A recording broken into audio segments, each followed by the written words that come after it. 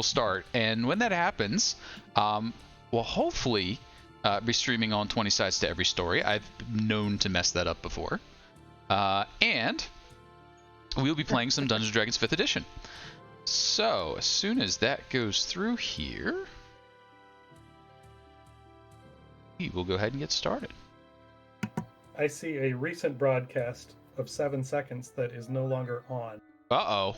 So it may have started and stopped. Or? We're good. Yeah? We are good. Okay. Yep, we're good now. Special technology trouble all day, every day. So hello, my name's Casey. We're playing Dungeons & Dragons 5th Edition. We're on 20 sides to every story. And do please like, follow, and obey. And you can join in the Discord to join us with all kinds of stuff. I'm going to try and make this a super brief one so they can't bombard me with cheers. So close. Thanks for the gems, man! Thanks for the gems, Bruno. But, and the subscriptions. Woo! Better now than later. Yeah. So the noises you're hearing are the celebrations as folks subscribe to the channel, donate some coins, and that sort of stuff.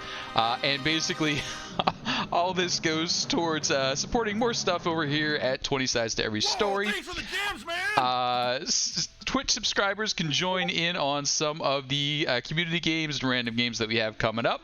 Patreon subscribers get reserved spots. So if you do want to ensure you've got a place to play during the community games, do please hop over and check out the Patreon. And the hype train's already jumped up. Thanks, everybody. Whoa, thanks for the gems, man! So, eventually we'll get through this and we will get into the character introductions. And right now, the characters find themselves in the town of Greenest. The town of Greenest recently assaulted by a force of raiders, mercenaries, cultists of Tiamat, hordes of... Wow, look at all those subs. Thank you, everybody. Scenario's going a little crazy with the subs. I have a rule when the hype train gets running. How'da?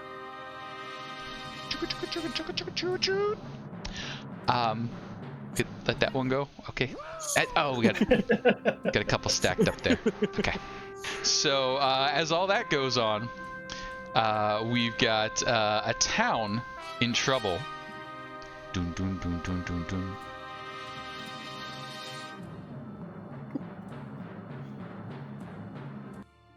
Whoa, thanks for the gems, man!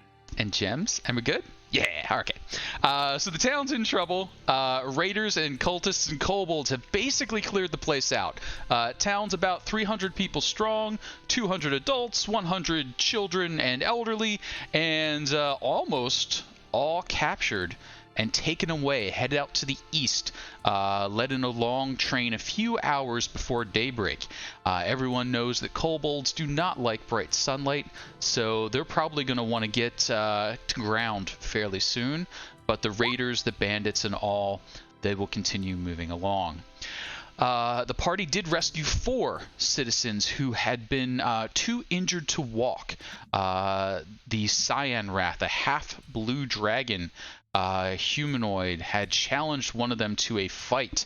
That didn't go fantastically well for the challenger, but it did save the 4 villagers who are now wounded and resting. The parties had about 6 to 8 hours to get rest themselves, recover a little bit. It's been a long day, long night, and it has advanced them to level 3 now. In that time, about a dozen or so villagers have emerged from hiding places. Some, the usual places, they dove into the privy, or other such nooks and crannies where investigation is a little bit more difficult. One basically rose out of the stream, a turtle, large fellow, that you may have thought was just a lump rock sitting on the riverbed, but come dawn, the creature just rose up out of the water, not even needing to surface to breathe that whole time, and has now stomped its way up to see what's going on. A younger fellow introduced himself as Zach, came in with a woman in rather foreign attire, indicating that she was a monk traveling in this area and would like to talk to you all before you head out. Doom, doom, doom, doom, doom, doom, doom, doom. Oh, hey, not House. That's Cliff. Whoa, thanks for the jams, man! I believe Cliff is the reigning champion with 28 months subscription. Congratulations and thank you for continuing. But let's see here. So what I'm going to ask the party to do is I've arranged them in random order on the tabletop there, which I've just realized that you can't see. What happened? I'm going to look over in this direction for a second. Something has caused my map to disappear. There, it's back now. Okay. So I've arranged the party members in random order. Anrin happens to be at the top. What I will ask you to do is give a little quick introduction, name, rank, and serial number. And once you've done that, anything we might know or notice about you that was different since this evening passed. Anything new that you may have acquired. And if some of you did a little bit of searching during your downtime, I know at least one short bow was scrounged up that was still in reasonable condition. But if there's anything else that's been scrounged up or changed, let us know. Once we do our little introduction, we will meet the three who would like to talk to you before you go, assuming you wish to wait, which is Glumfellow, the big turtle, Zach, one of the youngsters, and Nassim, the monk that Zach was assisting in getting over here. The two of them look pretty banged up, like they didn't hide out so much as fight it out. So, Anrin, if you'd like to do the introduction first. Oh, I'm Anrin. I am a wood elf. I am a slightly unhappy wood elf at the moment because I've died several times in the past few days. It's not a pleasant experience, I can tell you, and it leaves bruises everywhere. I'm somewhat reluctantly bonded to this group of people because we all made the decision to run over here. The person I admire the most at the moment is divided between Yaz and Sholara because both of them seem to me to have the proper spirit. And I'm just fascinated by Chiquito. The thing that's different about me since last night, well, unusually for an elf, I'm a barbarian. And I, over the course of the night, had an opportunity to meditate and looked with sadness on the dead body of a hawk that was killed in the carnage, and used that overnight to create my totem. So I now have a totem, and probably my eyes look a little bit different. Sounds good. Now, the hawk could have suffered from any number of maladies throughout the evening. There were flying kobolds, urds, moving about the sky, squirting bouts of fire. There was a black dragon that drizzled acid all over the place. There was plumes of choking smoke going up, as well as slings, arrows, and all such nonsense. Did the hawk suffer from any particular attack of note? Did you see what had struck it down? Very odd, because no, there didn't seem to be any real sign of what had struck it down. It was as if this very gray, ashy-colored hawk had decided to land and die practically within the general area where I was sleeping last night. Gotcha. I personally took it as an indicator that I'm still on the right path. Okay. So then, Anrin, next on the little circle I have here, Rob Oakes. Rob, Introduction for yourself. Well, I'm Ramblin' Rob Oakes, and howdy, y'all. I'm a storyteller and a songster, a little bit of a huckster, trying to collect the stories of all the folk that nobody want to hear the stories from. I was kind of sorry to have to kill so many kobolds, but it looked like they were pretty hell-bent on hurting these people here in Greenest, and, well, honestly, pretty hell-bent on hurting us, too. But in the intervening time since that last bit of battle, I found myself a short bow, which I'm pretty happy about, because slings are for dummies. And chumps. And also, I am pretty sure. I mean, I'd been writing and hoping to get acceptance into the College of Lore up in, far up in Waterdeep, but I'm fairly certain that, just having this experiences that I've had right now, I feel like I've connected a little bit more with my magical side, and I think that I'll probably be formally accepted once I mean, I'm just gonna have to find a place to get some mail in and out. And Sure. a hell of a correspondence school. Sure too. No, but I believe this will gain me acceptance into the College of Lore, and I'm very excited about what that brings for me, including a couple of abilities that I had been tinkering around with, but now I've got. So. Gotcha. So you just needed to get like that extracurricular activity filled out, to flesh out the transcript, and this just, pushes you right up over the top there. Well, I feel like he had a little bit of darkness. I mean, not to get grim with the character, I'm trying to play a little light, but he just had a very grim night, and I think, so yeah, I tend to play him as a little silly, but he isn't. He actually is.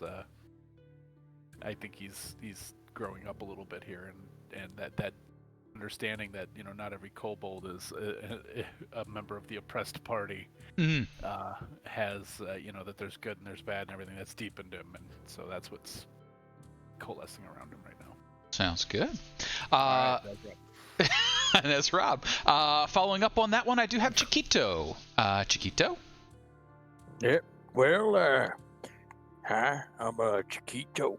I'm a bit of a one with nature, you could say, though I'm made of metal. I find that having a nice piece of wood in my hand really centers me to the world.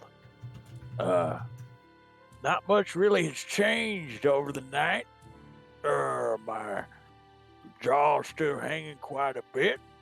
I seem to have given up on trying to fix it for now.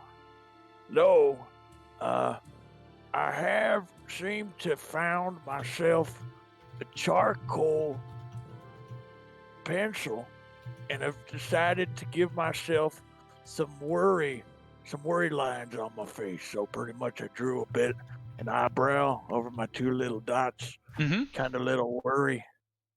I'm a bit worried a bit more. At the moment, and I'm really looking forward to saving these people. It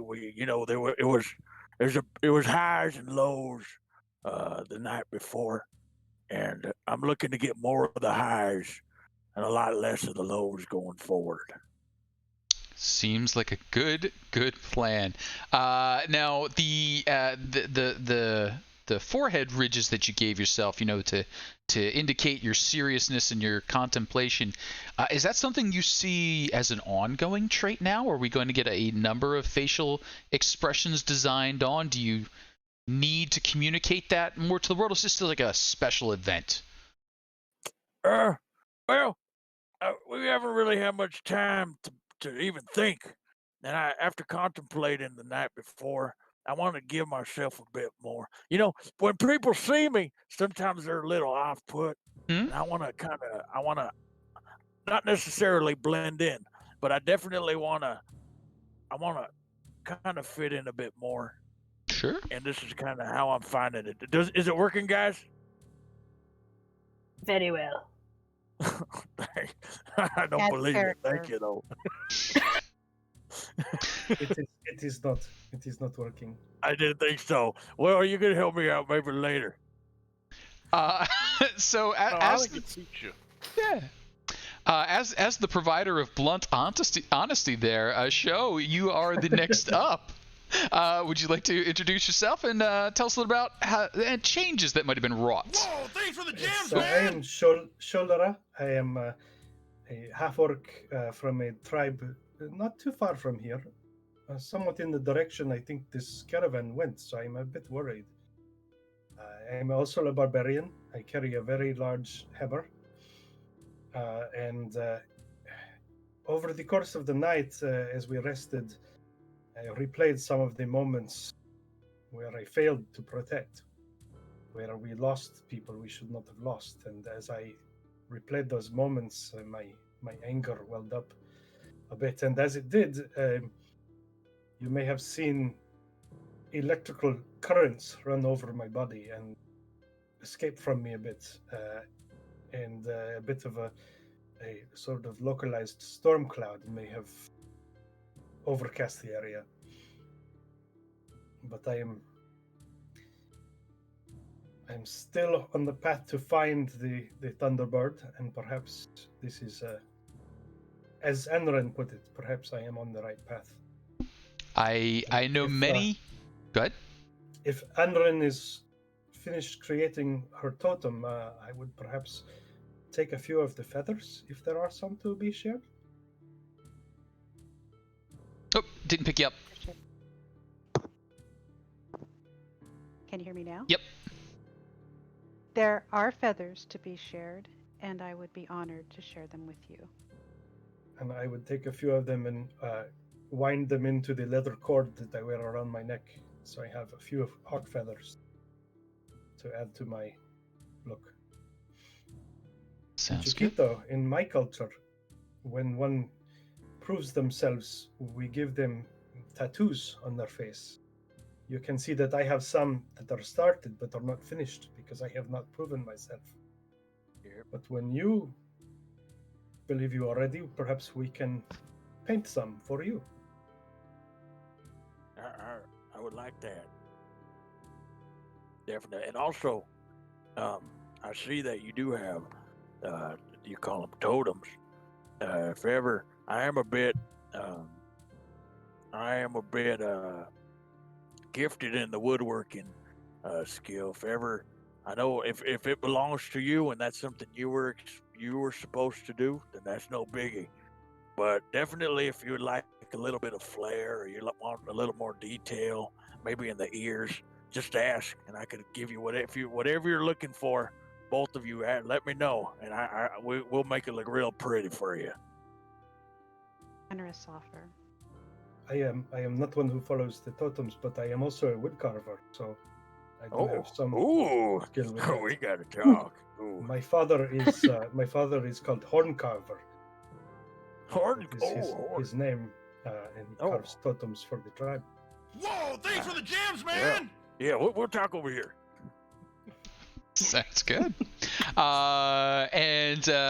on the path, still following the Thunderbird, I would say yes, you're probably going about it the right way. You're going to get lightning, and then thunder usually follows after that. So, well done. You've picked the right path. We've got one left. Yaz, would you like to handle the introduction? Sure. I am Yaz. I am a lizard folk warlock. Hexblade, if you want the deets.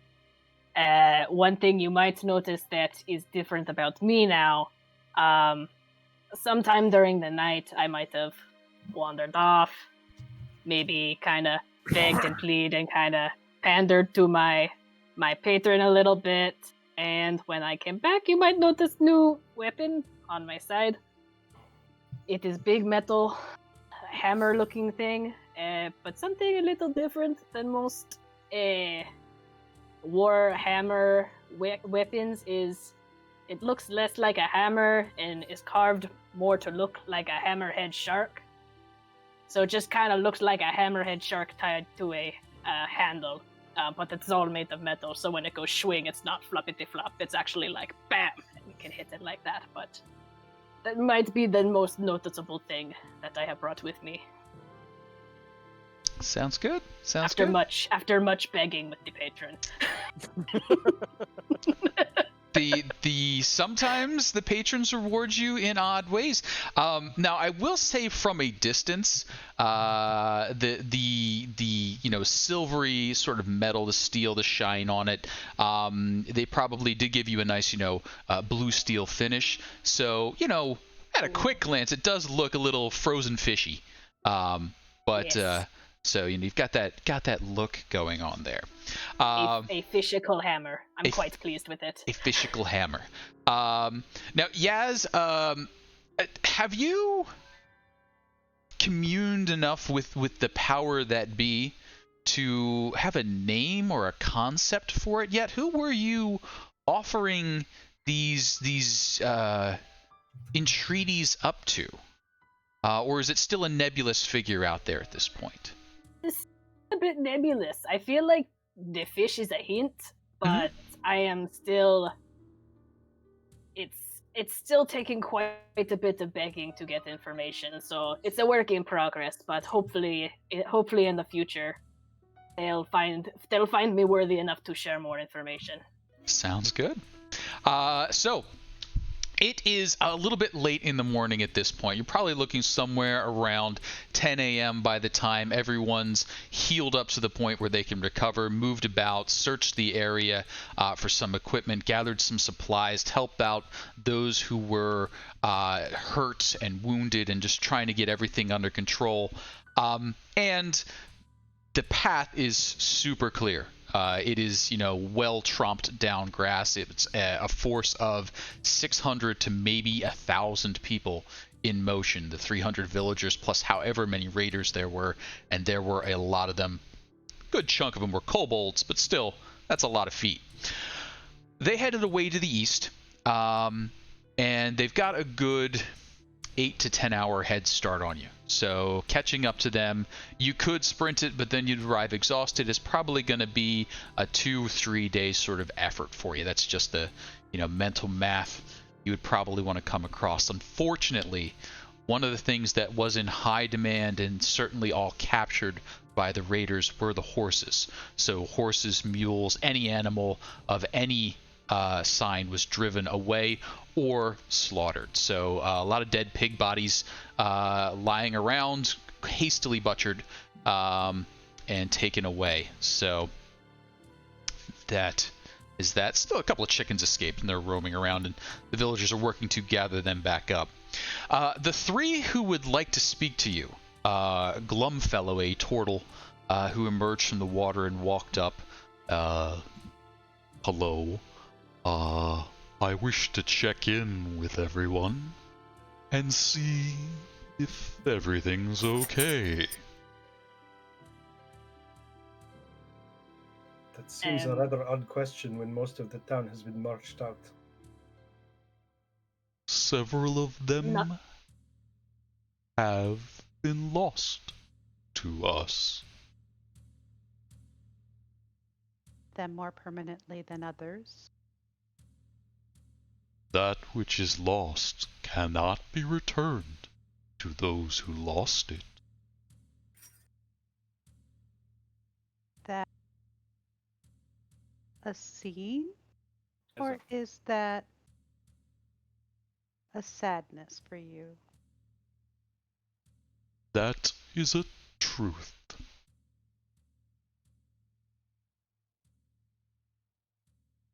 Over to Chiquito, and I'm like, I lost a guitar pick yesterday, and I just found it. I was gonna say I lose things all the time, and I find them. Most of the stuff's in my bag. I mean, I think he's going for something deeper here, but yeah, I'm not gonna. We'll be cool. Yeah. Oh, he's looking at us. Oh shoot! Shit! All right. Yep. And he's just sort of standing there bobbing his head, and a few moments pass and you're like, doesn't seem like he's going to continue in any way, shape, or form. Just stand there. Are you hoping we can help you with something there? We're happy to be of service. I mean, were there some people who were maybe not lost to you, but and could still be found that you were hoping maybe we could help y'all with? Oh, no, I was asking if you would need any help.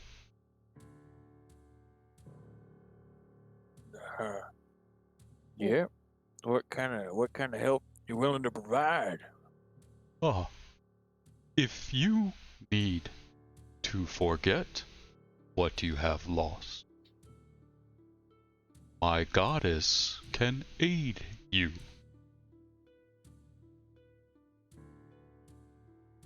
Oh, I don't But know if that answers the question. no, it is a kind offer, but I would rather keep the memory of what I've lost. It gives me strength, and sometimes it fuels my action. Ah, if ever the darkness should cause you to fear,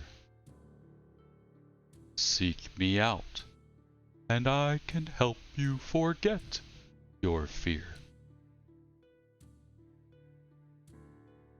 It's a kind offer. Keep that in mind. And kind of while you're talking to the big turtle fellow, a young man who sort of quick introduced himself as Zach, looks a little beat up. He's probably in that 15 to 16 range. Pretty good sized gash going down the side of his body. It's been bandaged up by now. He's got a good bit of a limp to him, but that looks just to have been a pretty good whack to the leg, maybe to the knee, that's got him limping. He'll probably feel that for the next couple of weeks. He's assisting a woman. She's a little older, probably in that 25 to maybe 60 range. She's got that little tip to the ear that thinks maybe half elven, so a little hard to tell there. She's sort of like leaning on him pretty heavily. She looks like she took a lot of damage to the leg, little blood, little tied up there, but the two of them sort of leaning on each other. If you're done, maybe something a little more urgent over here, the woman says. Yes. Yes. My name's Nassim. You look as though you're about to set out. You intend on following? Yes. Excellent, excellent. I'd like nothing better to come with you and help, but in my condition, I think I'd slow you down. You see, I belong to the Harpers. Are you familiar? Would we be, Casey? Anyone with any knowledge would definitely know of the major factions. The Harpers are generally considered to be the do-gooders of the area, so if you have any knowledge of civilization and society, very probably you know at least of the name the Harpers, if not what they really are. Sure, ma'am. Yeah, we're familiar. Excellent, excellent. My master, Leosin, is well, he thinks he's a high-ranking member of the Harpers, but I think it's more because he sort of endears himself to the higher-ups. He thought that it would be an idea if he would allow himself to be captured by the raiders. And I think he may have caused a fair bit of trouble. You see, we've been researching these bandits and raiders for several months now, and Leosin couldn't quite, crack the case. He couldn't get any information. No informant was willing to talk. And early on in the evening, it seemed like the raiders were primarily interested in capturing saleable goods. They were taking, gold, silver, coins, anything small and valuable. And Leosin allowed himself to be cornered by several of them, and then informed them that people could be ransomed off for a fair bit more than, a hutch or a table. And I think the cultists took him at his word. They captured him and then started taking captives. I've already sent, or rather, he's already sent several other from my order to Bear Dusk, seeking aid, and I think it was his plan that he would be captured alone and then our associates would rescue him, but it seems as though they've taken the whole town captive. It'll be likely 2 weeks or so before my allies get here, even at a good pace, and if there's anything you could do to harry the raiders and the bandits and prevent them from transporting the villagers off, it would go a long way to assuaging the guilt I have for not hitting my master over the head with a club when he came up with this idea. It's not a bad idea you had there. To agree, that's a pretty shit idea.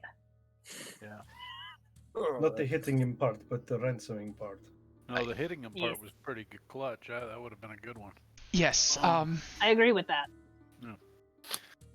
So, I think if you can keep the bandits in the area, prevent them, I assume, from heading down to with the captives to sell them off as slaves, or one of the other areas that can allow such traffic, then when my brothers and sisters arrive, we should be able to assist you striking at them in force. I don't know how many they'll bring, but they are quite capable of dealing with numerous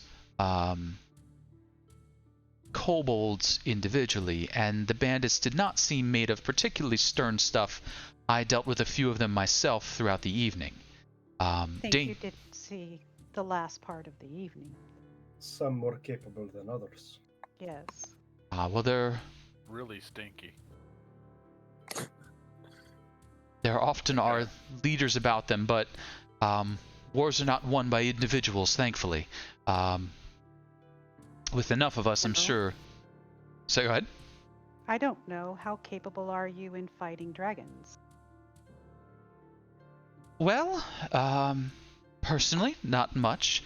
Though we do have contacts with several dragons, and if one is found still in the area, I would imagine another could be bought or enticed to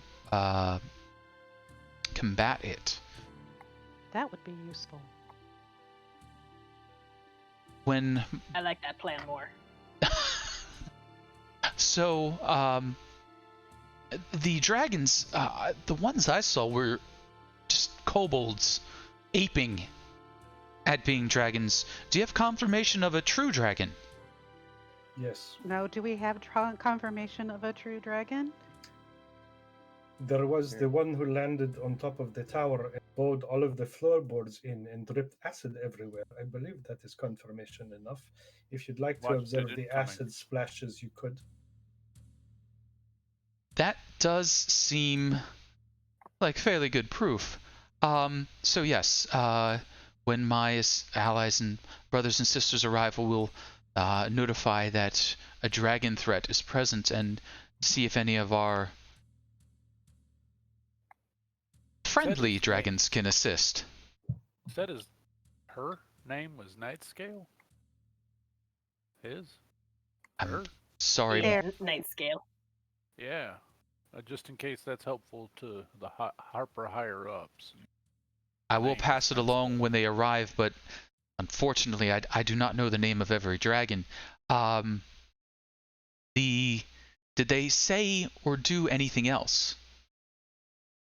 We all belonged to them and had to swear fealty. We didn't.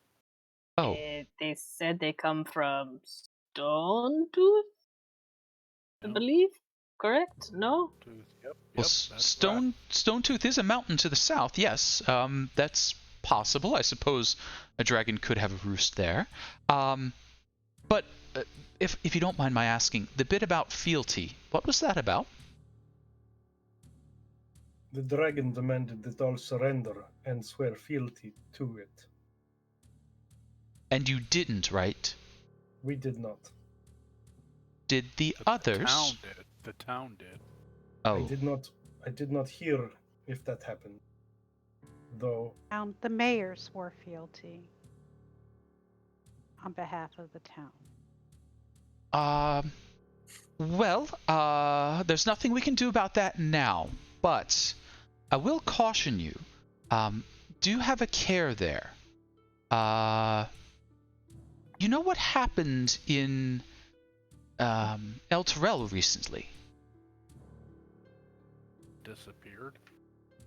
Yes, and from what I understand, yes, and from what I understand, that was a matter of having sworn fealty to the wrong individual. So do have a care with who you give oath to. Oh, I believe that their choices were rather limited. Yes, but still, do be sure you weigh the value of your immortal soul against whatever temporary discomfort there may be. Even if that temporary discomfort is acidic dragon breath. one would need to Yeah, do it's kinda much more shuffles. than demand it to earn fealty from me. Well, either way, anything you can do to harry the raiders in this time, just slow them down, keep them in the area until reinforcements arrive. My new friend here, Zach, and Zach sort of waves, hey. He's a member of the village, and he says there were about 300 folk here, 200 or so of age, and then the elderly and the young. And Zach sort of says, yeah, that's about right.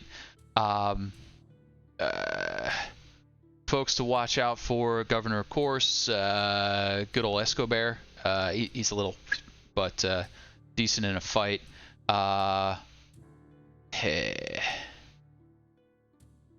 You're not gonna find a lot of fighters around. Old Sarge, sort of a duke. He'll give you good fisticuffs, but he's crap with his sword.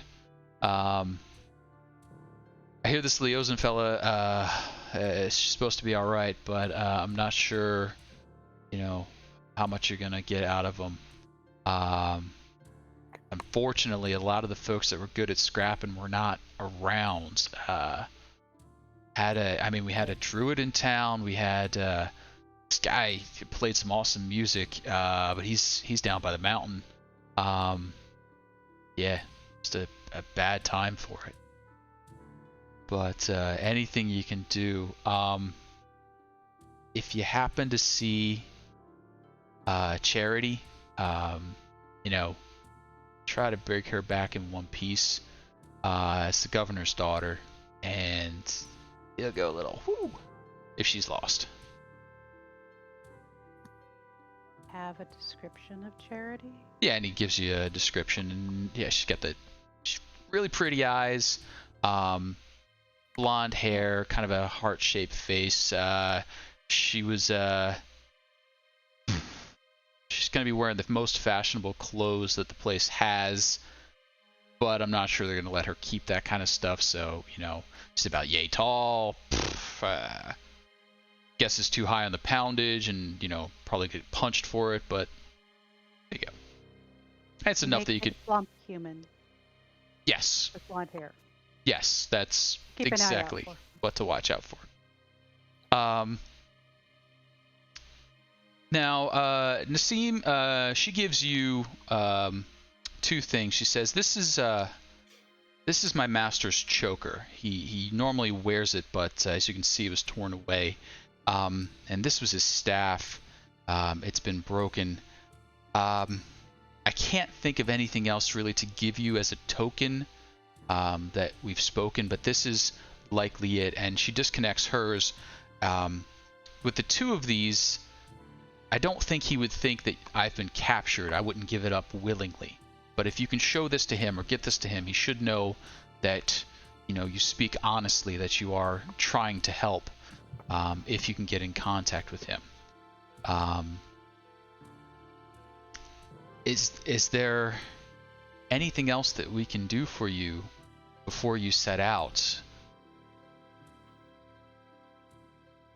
And Zach seems reasonably familiar with the area, seems relatively knowledgeable as far as basic combat tactics.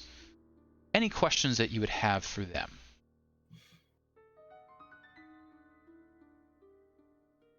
I would, Zach, you are from here and you know this place. Do you know the path that your people are following to leave here? Well, you see, the green fields actually don't have proper paths or roads. The grass just grows back up. Each season, wagon masters will beat down a new path. The ground will shift each winter, basically where the runoff goes. So once they find a good path, that just gets beaten down, and that's kind of the path for the season. Grows back up again and starts the whole cycle over. Now they're heading east and a little bit south. Going that way, you're going to hit the Badlands pretty quick. The water coming off kind of heads down in that direction, and old man Dane says that it used to be all flatlands, but since it eroded its way down, there's sort of these pillars that are kind of stuck up, all kinds of neat, little towers and things. Some of them, if you're good, you can climb up. You got to kind of climb upside down a little bit and you get on top. Perfectly flat. It's a pretty neat place. But then a ways after that, you hit where the hills come down. Couple of kind of savage folk in there. And then, if you continue on south a ways, you'll hit kind of coming around the back way. That's mostly what you're going to see, but normally folks will kind of angle a bit more north. They're going to be hitting the road and then heading up from there, maybe Scornoble, maybe El Terrell, but heading south, really, you're just bending your way around back to the back way. Could we get to a front way? Well, sure. I mean, if you were to go back west, and basically this is the way you had come in. If you were to head back west and then go south, there's a gap in the mountains there that's much more popular because it's right off the coast, and therefore you can do boating up and down and then just travel by land the distance you need to. So the coast road is much more popular than the inland road. But if we take the coast road, we would not be able to meet Nassim's request. That also requires us to assume that is the destination, and we do not know that. That is true. Yeah, I mean, if you were to head that way, you'd be coming in on the west side. They'd be coming in on the east side, and unfortunately, kind of as soon as they hit they're probably going to start selling folks. I would prefer to follow them, as it also leads past my village, and I can ensure that my people are safe. Be very important. Yeah. Question, Nassam. You say it seems you know a little bit about fighting, and maybe do you know any? I'm gonna say we're okay at planning things, and maybe your maybe knowledge before we do anything might help us out a bit. How would you say would be the best option of stopping such a large group with just so little of us? Well, I would say the first thing that we should do is acknowledge that I think Kogo bought inspiration for everyone. So please make sure you've got inspiration on your sheets Oh. from the. So that's thing number one, and thank you. And sorry I had to put you on pause there. I think Kogo, but I wanted to get through that bit. Now the next thing, with just the 5 of you, really you need to focus on distractions and slowing or damaging. They can only move as fast as their slowest group. Now they took a lot of supplies, so if you can do anything to damage wagons, anything to spoil the road ahead of them, or just scare them enough to send them to ground. Horses don't travel well at night, and kobolds don't travel well during the day, so whichever time you choose to strike, you could take advantage of some of that situation. Either by striking during the day, when the kobolds are disjointed, or striking at night, if you have the sight for doing so, and then the humans among them will be unable to see, and the kobolds are usually a lesser threat. The horses, of course, I don't wish harm to any animal. If you can strike them from a distance, that would slow them down or force them to pull the wagons themselves.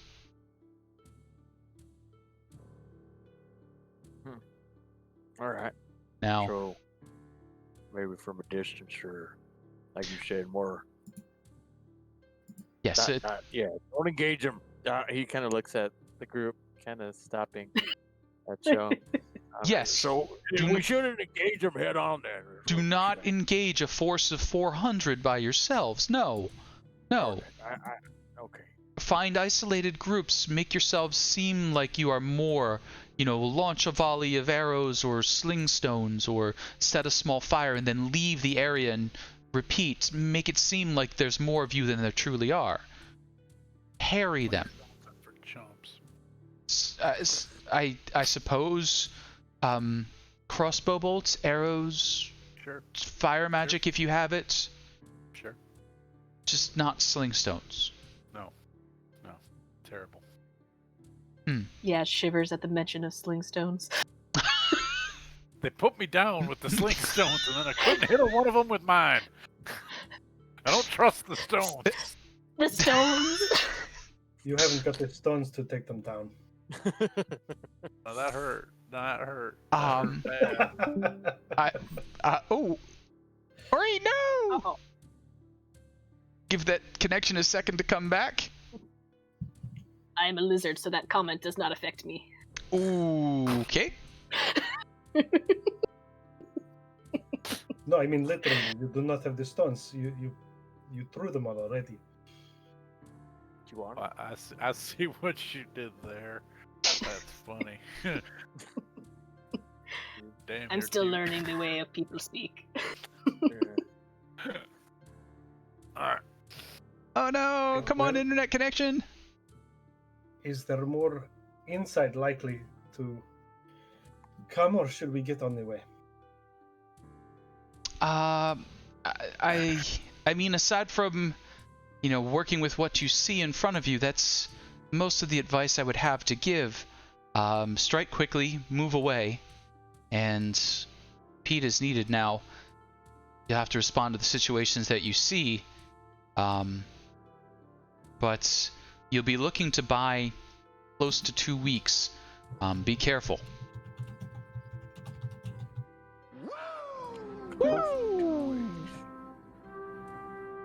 We're gonna have to stop the group at 400 or 2. What kind of guy tells them to get caught? I mean, do you think this is? I'm sorry, but if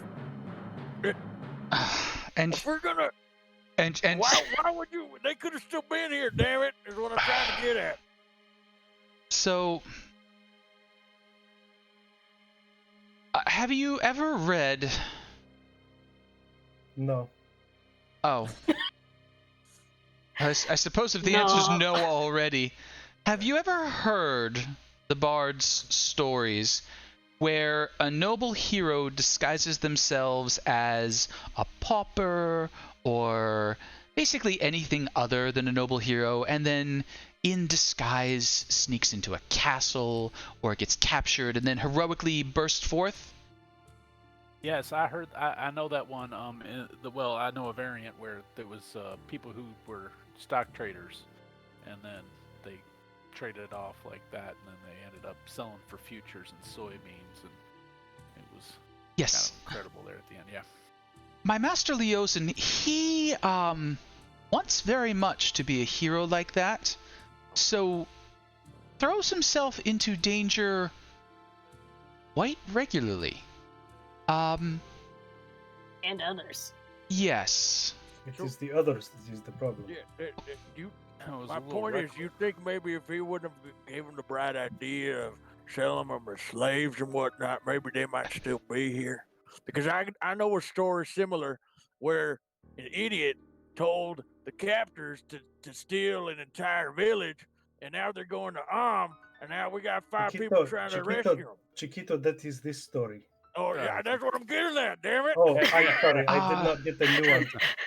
Yeah. Yes. And also, He forethought isn't his strength. He's a very resourceful individual, and that's how he gets out of most of the scraps he throws himself into. Unfortunately, he seems to have bitten off a bit more than he can chew. And those who normally come to his rescue are a bit far afield right now. Let me understand this. He's regularly rescued. Yes, frighteningly regularly. I think Why at do you least still a work dozen- with him? You need a new master. Yes. I'm sorry, but it's true. There's a bit of a saying that to advance the master, the student must surpass the master. Have you heard similar theories? I am unwilling so the to bar throw. is low. Well, I'm unwilling to throw myself into danger quite that way.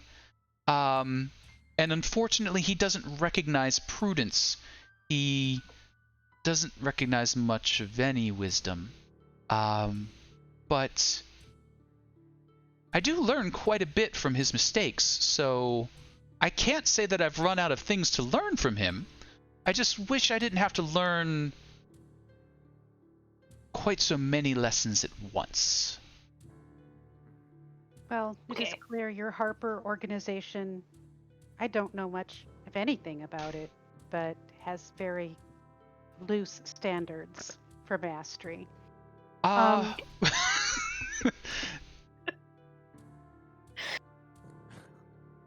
Sorry. it's not surprising. It's human. It's true. I do have a lot of experience carrying many people and many peoples as they try and come to our woods. We're not very interested in visitors. Zach, I'm sorry. We may in fact be some of the wild people that you mentioned to the south. And on that one, Zach is like, yeah, I picked up on that when you said where you were coming from. Sorry, but, you know. It's okay to be a little Appropriate. wild. There's nothing wrong with being a little wild now and then. Yeah, I mean, sometimes I'm sure I got a lot of work to do, so I don't really get to do that much, but, you know. My tribe is located exactly where you said to watch for the wild people. Yeah, I picked up on that. That's actually Now too that creepy. we have made our hosts very uncomfortable, shall we help them? And He earned it. he seems used to talking to some very strange looking folk. He's got a turtle standing next to him, but it just didn't connect that, like, oh, you're those blue skin giant people. Ha! Yeah.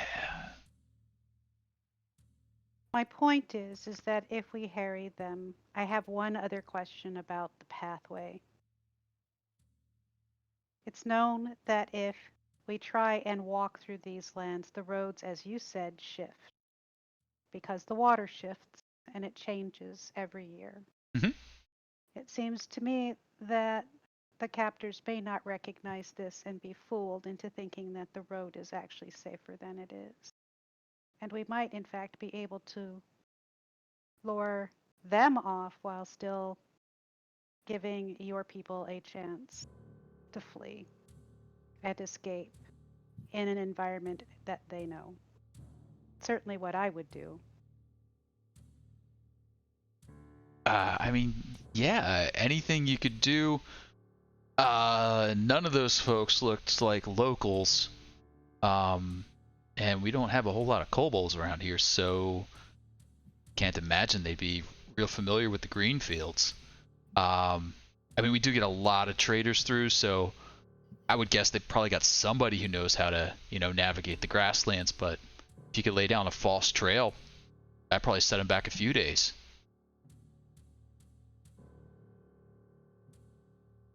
Especially It if is the a- trail took them It is a someplace. good idea. All right, so we're going to shift to the world map for a moment here. Wah, wah, wah, wah. Booda, booda, booda, booda. And we're going to catch up over on this chart here.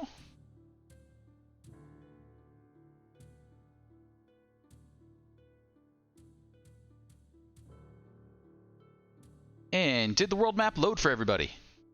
Yes. I see it. Cool.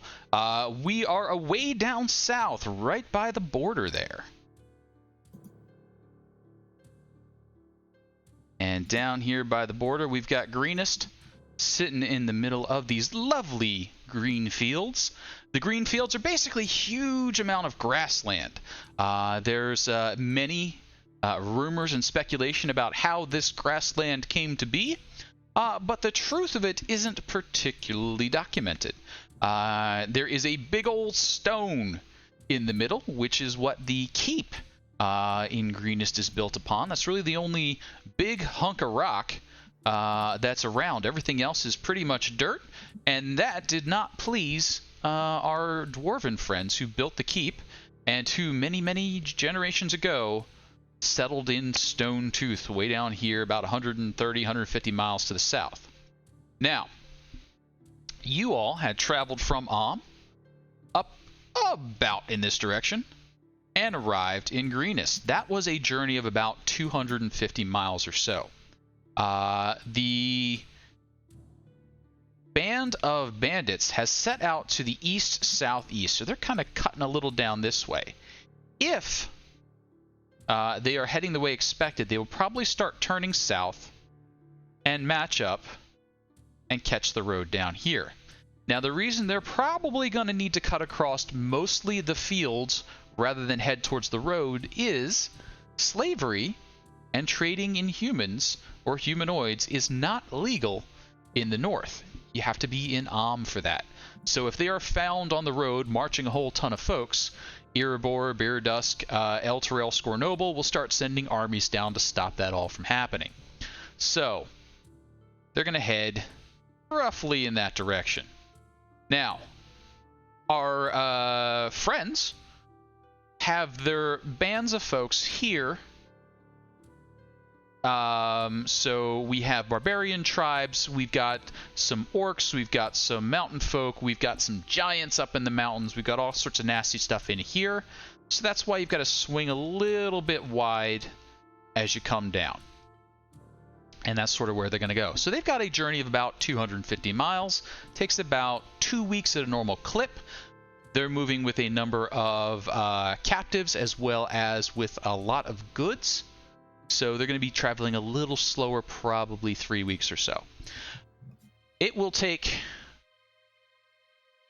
the monks that have headed up to Beardusk, as well as run out to Baragos to try and get support, about 2 weeks to get out and back, and then chase you down. They got about 250 miles to cover, whichever way they happen to pick you back up on.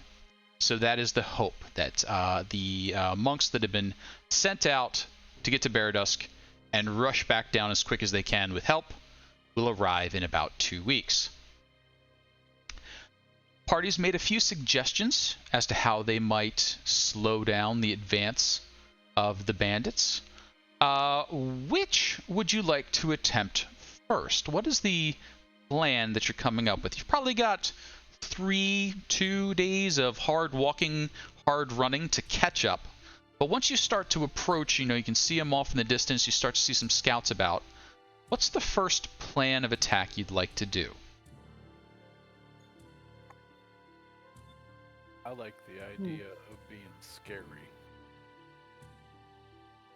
Hitting them at night, picking off stragglers, getting the eliminating the scouts, take away their eyes.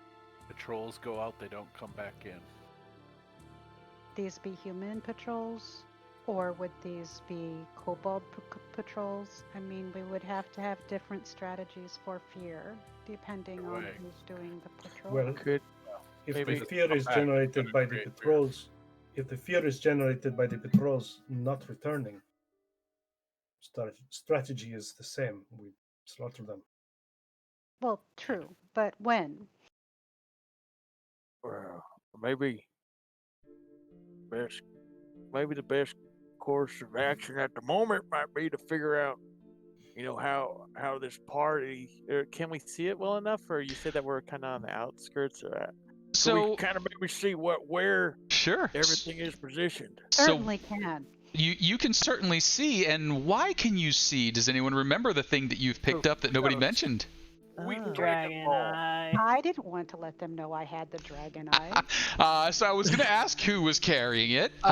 So the party has acquired a magic item, a dragon's eye, which is a tube with looks quite a bit like a dragon's eye set into it. If you hold it up to your eye and spend a little bit of time fiddling, it extends your vision tenfold. If you're able to see in the dark out to 60 feet, you can see a 60-foot radius circle of in there about 600 feet away.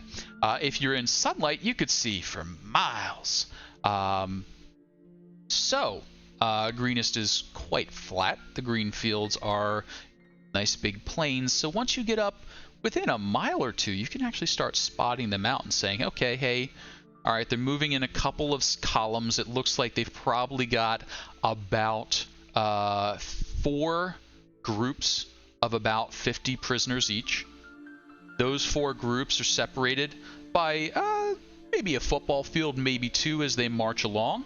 And they've got columns flanking them of an assortment of kobolds and bandits and cultists and all manner there.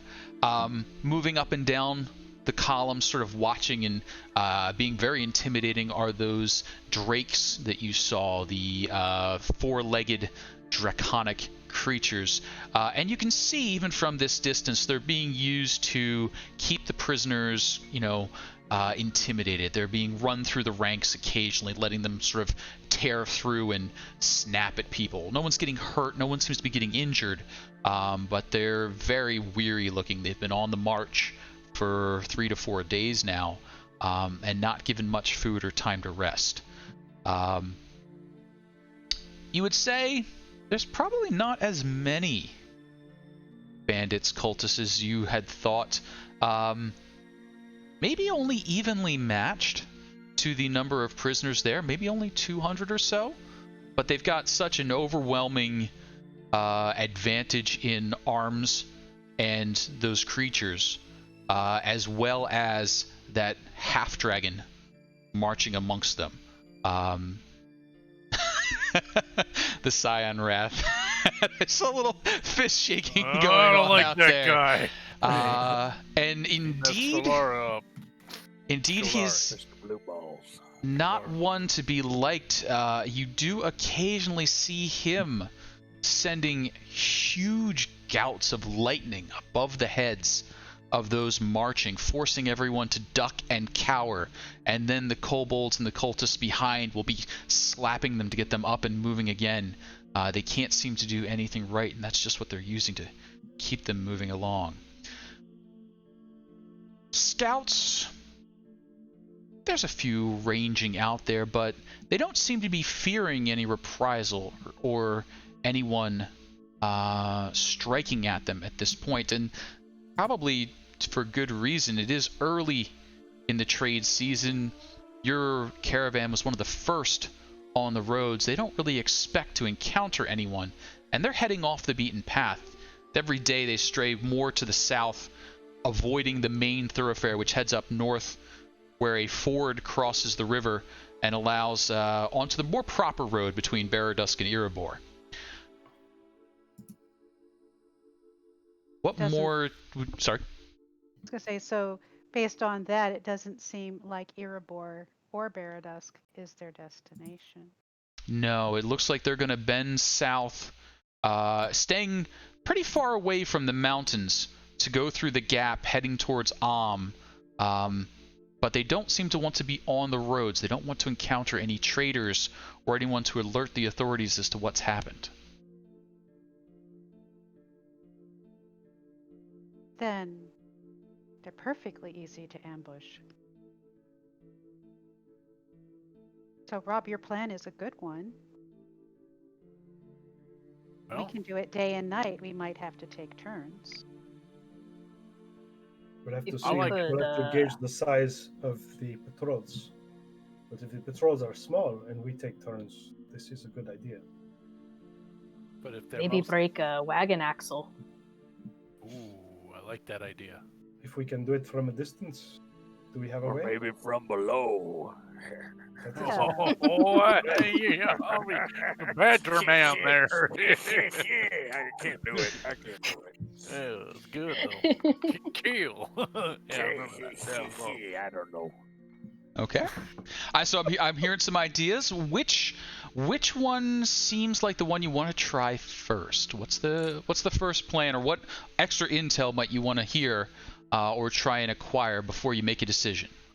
I think we should try to find. Oh, go ahead. Ed. Go ahead if you're thinking more information. I am thinking action.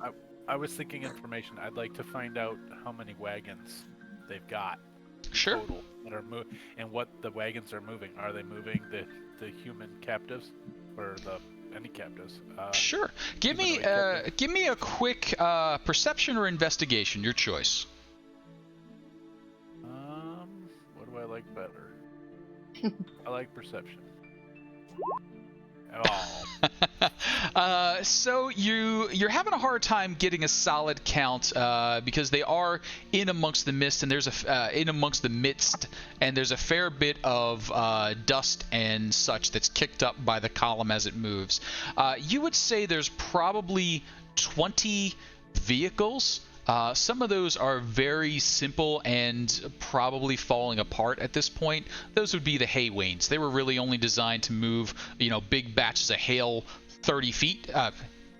30 feet, and then dump it off. They weren't meant to cross, this level of distance. You can see that primarily it's goods in the wagon. The people are on the march. And from your conversation earlier with Cyanrath, if you can't keep up, don't step up. He left the wounded behind for you as bait to pull you out. And they seem to be taking some care not to wound the captives. No one has been left behind. No one has been found, stabbed or beaten or anything like that in the path that's been left there. You have found household goods that have been judged not worth lugging along. So you found furniture that's been dumped off of one of the wagons or another after having torn off any metal fittings or, pulled off any gilding. You just see that sort of thing tossed in the ground. And you suspect that maybe some of that is being done maliciously or to break their spirit, because the wagons tend to be at the head, and then everyone has to march past their furniture, their household goods, just sort of looking at it lying there in the green grass. They're getting my emotions all Question. built up. What do we, maybe some of us, maybe in the party, maybe might know a bit more. How superstitious are kobolds? Sure, that sounds like a religion kind of question. Whoever you'd like to elect to roll your religion, and they too get advantage because I'm going to guess you're all working together on this. I wonder if that is something that Rob might know simply because he is so fascinated with kobolds. I do have religion as a proficiency. You want me to roll it? Let's see it. I haven't been doing well with my one roll. Oh, fudge! We did give you advantage, Oh, though, wait, so we gave you advantage at the 17. Advantage. All right, 17. All right. But it was worth it for the reaction. Recover. Worth it for the Did you reaction. remember anything?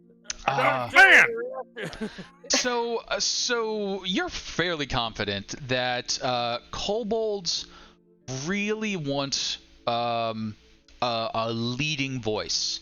And you know, based on some of the songs you've gathered, some of the lore you've heard, that they will elevate a dragon that has chosen to take them on as a patron, to take the reverse of that. A dragon that has chosen to be their patron almost to a deific status. Tiamat being the literal goddess of dragons, they are very religious about it. Now, superstition, you know that their beliefs are very fractured and can swing wildly depending on the area they're in, the dragon that they worship. So not so much superstitious as full of contradicting beliefs, if that makes sense. So if you can play on the right beliefs, yes, they'll buy in. But I mean, they have a literal goddess, and she shoots lightning and stuff. So I don't know if it's really superstition.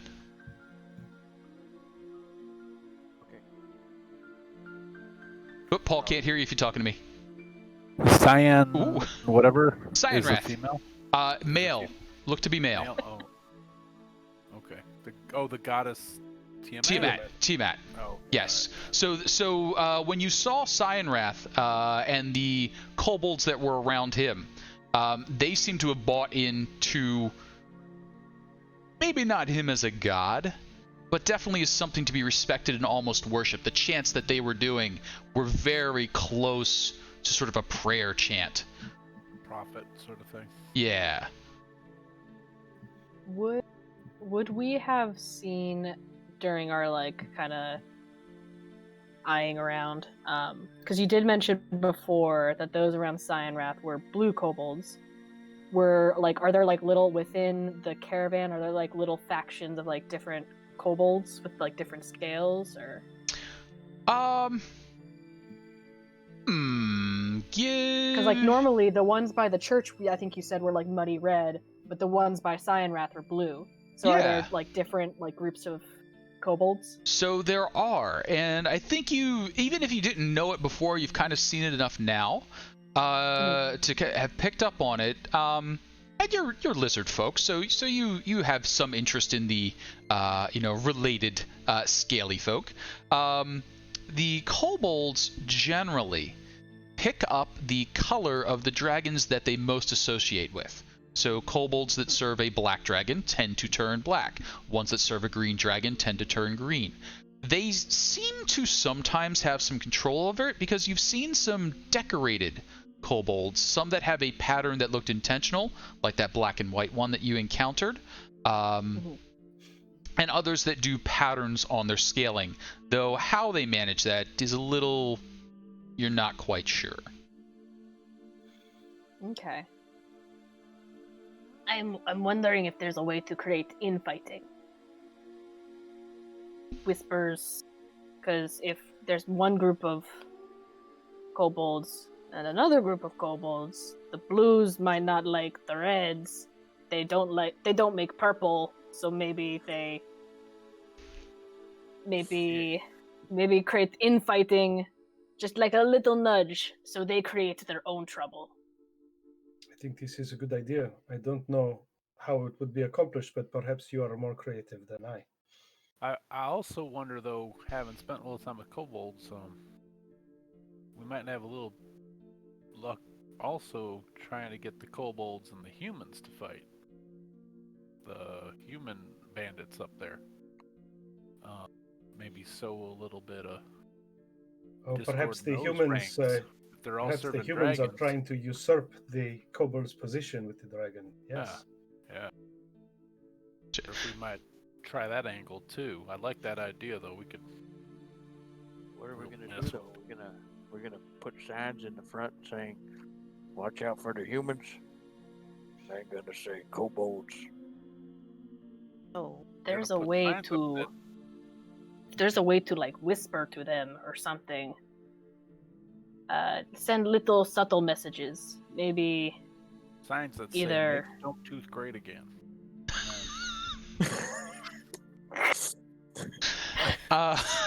So as you're kind of giving consideration to that, the bandits, the cultists, the mercenaries, aside from basically wearing concealing clothing during the raid, they didn't seem to share much camaraderie. You did find some infighting amongst them. You heard some of the bandits fighting with the kobolds, and you literally saw one pick one up and huck it into the thorn thicket to make a bridge. So there's definitely some opportunities there. Trying to get in amongst them, I'd have to hear something kind of creative to get in amongst the kobolds. To get in amongst the raiders, maybe if you grabbed a disguise and sort of faked your way in. You did see some non-humans in the mix. I mean, there were elves, there were a couple of half-orcs and that sort of thing. Not a lot of halflings, but there was one or two in there. So it was a mixed group. You might be able to pull that off a little easier, unless have you got a shrink spell on Yaz? Maybe would be the kobold trick. oh, that would be hilarious. yeah. Oh, I don't think- have shrink. I think that perhaps before we want to start that, we implement Ox's plan to thin out the patrols. Okay. So Mhm. initially, That's the way to perhaps we get a good view of where they are. Mhm. We watch the patrols come out, and we start thinning the numbers that way. And once we have thinned the numbers a bit, we work on the idea. Once they are already unsettled by the disappearance of their patrols, they will be more susceptible to suggestion. Yes? I like that. Especially, I like that a lot. Let's yeah, do that. especially if, Rob, I saw you, I heard you, use your voice to make them hurt. And if you could use I your don't feel voice real to good make about them that, hurt, really. what? Yeah, I don't real feel good about that, but yeah, I'll Sounds do it. like sounds like they're being asked to do it again. Yeah, Yeah. but No, that would. I'll do it. I just feel a bit like a bully, you know. I mean, You're going to kill them. How can you bully them for very long? Your intent is already to end their life. can't argue with your logic. That seems fair. But it's the way you do it, I guess. Well, The in this important thing is the instance- follow through. Right. Is there a way maybe you compliment them, but inside it still hurts? Like, you know how you give a compliment but then kind of take it away? It's like, wow, your nose looks really good. If you put a little makeup on it, it can really slim it down. Like, you're giving a compliment, but you're also telling them, hey, you could improve. And So And- we're going for negging the kobolds to death. Is Yeah. like, most people couldn't wear a snout that big, but on you it looks half decent. What? If that's the look. Oh, I you're really going like your for, you're haircut. rocking. You really needed it. And It's more. they- It's, yeah. and Yeah. they will think it's one of their humans, and that Oh, we that could. will make them Oh, angry. Yeah, we could try that. Okay. Sure. So, I heard a couple of plans. Sounds like plan number one that was getting the favoritism was to strike at some of the patrols. And I think I heard we're going after one of the kobold patrols. I don't know that we. I don't have a preference for which Well, patrol. let's see what patrols are out there. What are the numbers? What do they look like? Sure. I kind of do like the idea, though, if we look here. Maybe I'm overcomplicating the plan, but what if we try to get something that looks like I got this bow. It's probably a greenest bow, but what if we found a weapon from one of the human raiders, and then once we kill the kobold patrol, we leave one of the human raiders' weapons on them. Like that. And then we're planting evidence, sort of, and sowing some seeds of discord. And then we put our Make Stoners Great Again sign near that, and then, So seeds of Okay. discord. We will need to watch for the humans that have distinct items. Yes. And you recall during the assault that they seem to have a cheaply made, but sharp, scimitars that they favored. They didn't look ceremonial, but they looked made for this purpose. It's something that, hey, these are your swords, here you go. They're not quite standard issue, but they're all made in the same style. Those would probably be the weapons that would be identified as belonging to the cultists. Now, I don't think any of the party took those with them from town. No, but maybe we make job one picking off one of those guys. Okay. We could. We could also. I have no problem doing it. I could also maybe wear one of the humans' faces, and run around and Do scare you them mean that way. do you mean literally? Yeah. Well, I've Like done it before. stretching their skin At first, it's over- kind of hard to see out of. I would have to poke. I've done it. You poke 2 holes in the cheeks. I'm able to see fine. I do not. It works in the know. past. It worked. It's I working. was feeling so much closer to you 10 minutes ago. The guy. He was already dead. He was a very nice guy. all right. No one's gonna.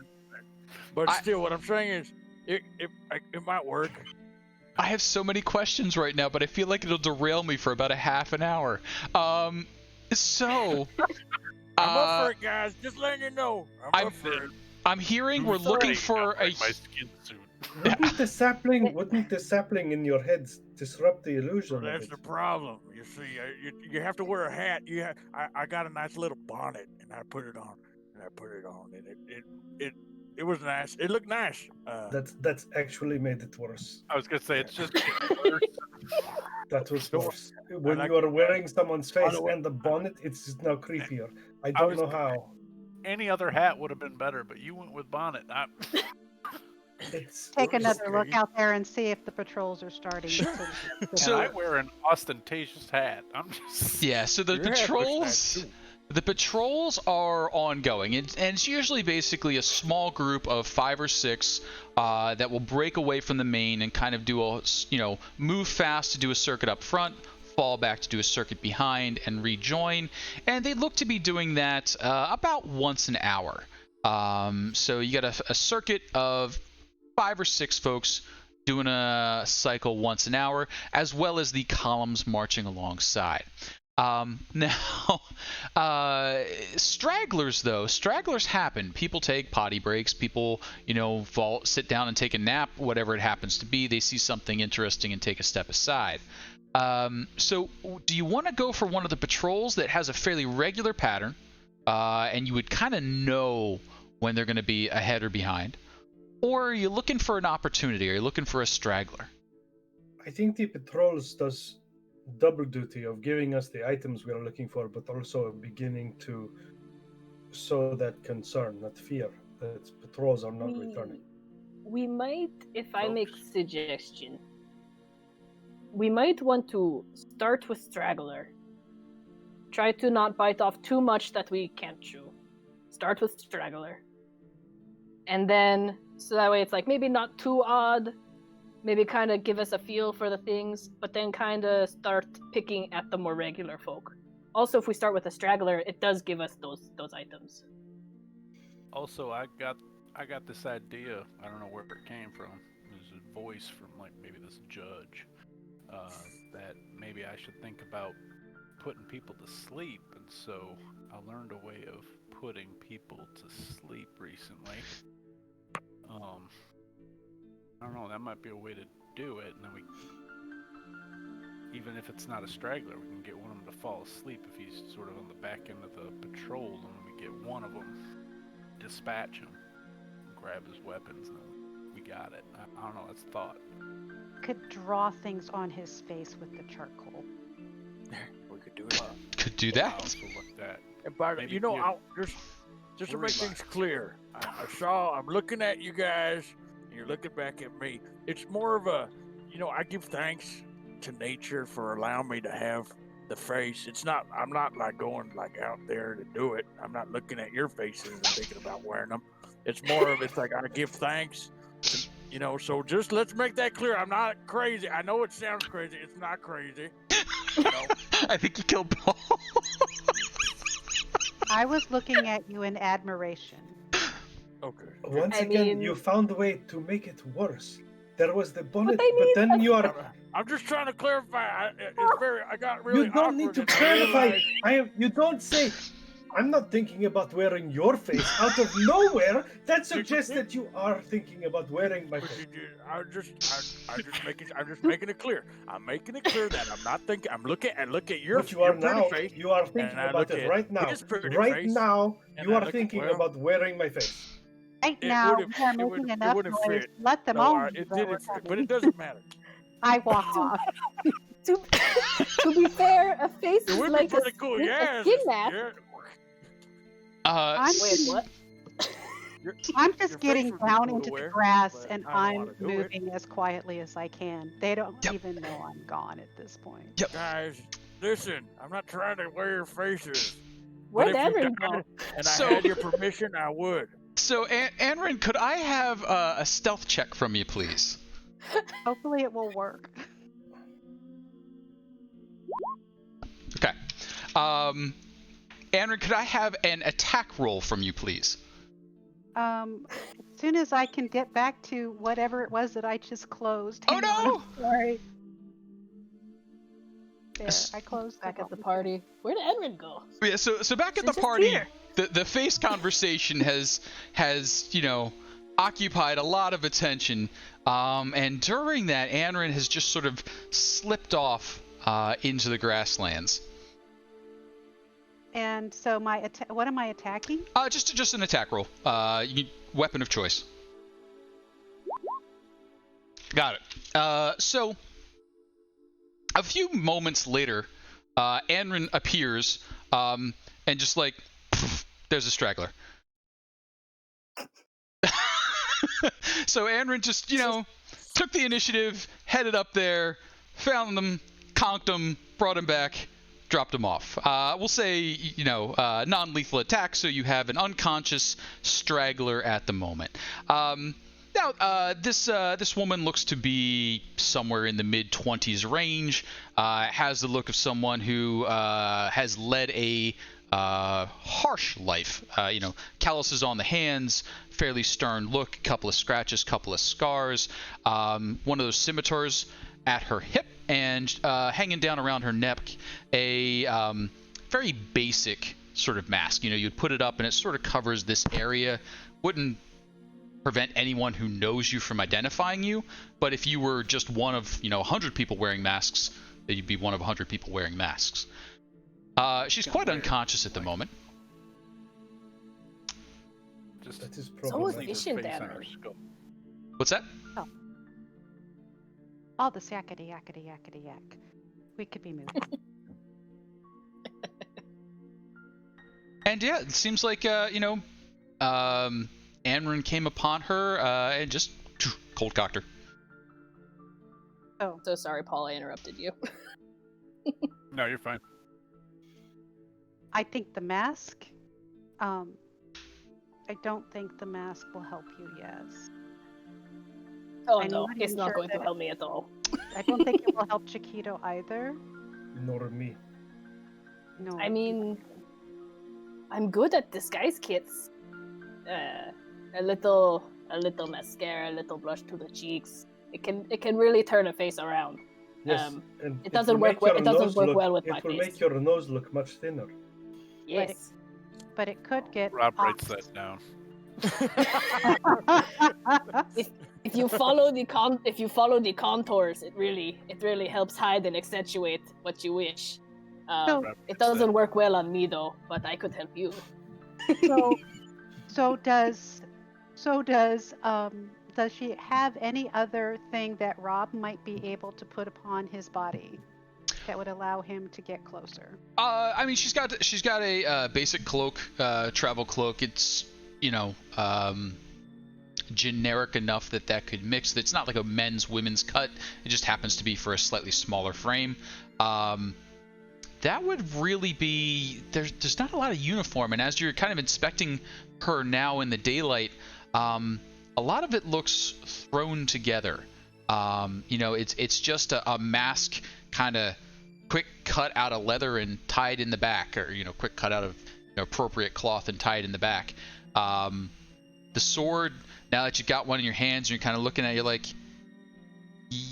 yeah, I mean, this is something that like a blacksmith's apprentice would kind of churn out. Like, it's definitely sharp and will definitely hurt somebody, but this is like what you would give to the fresh recruit, not something you would give to an accomplished soldier.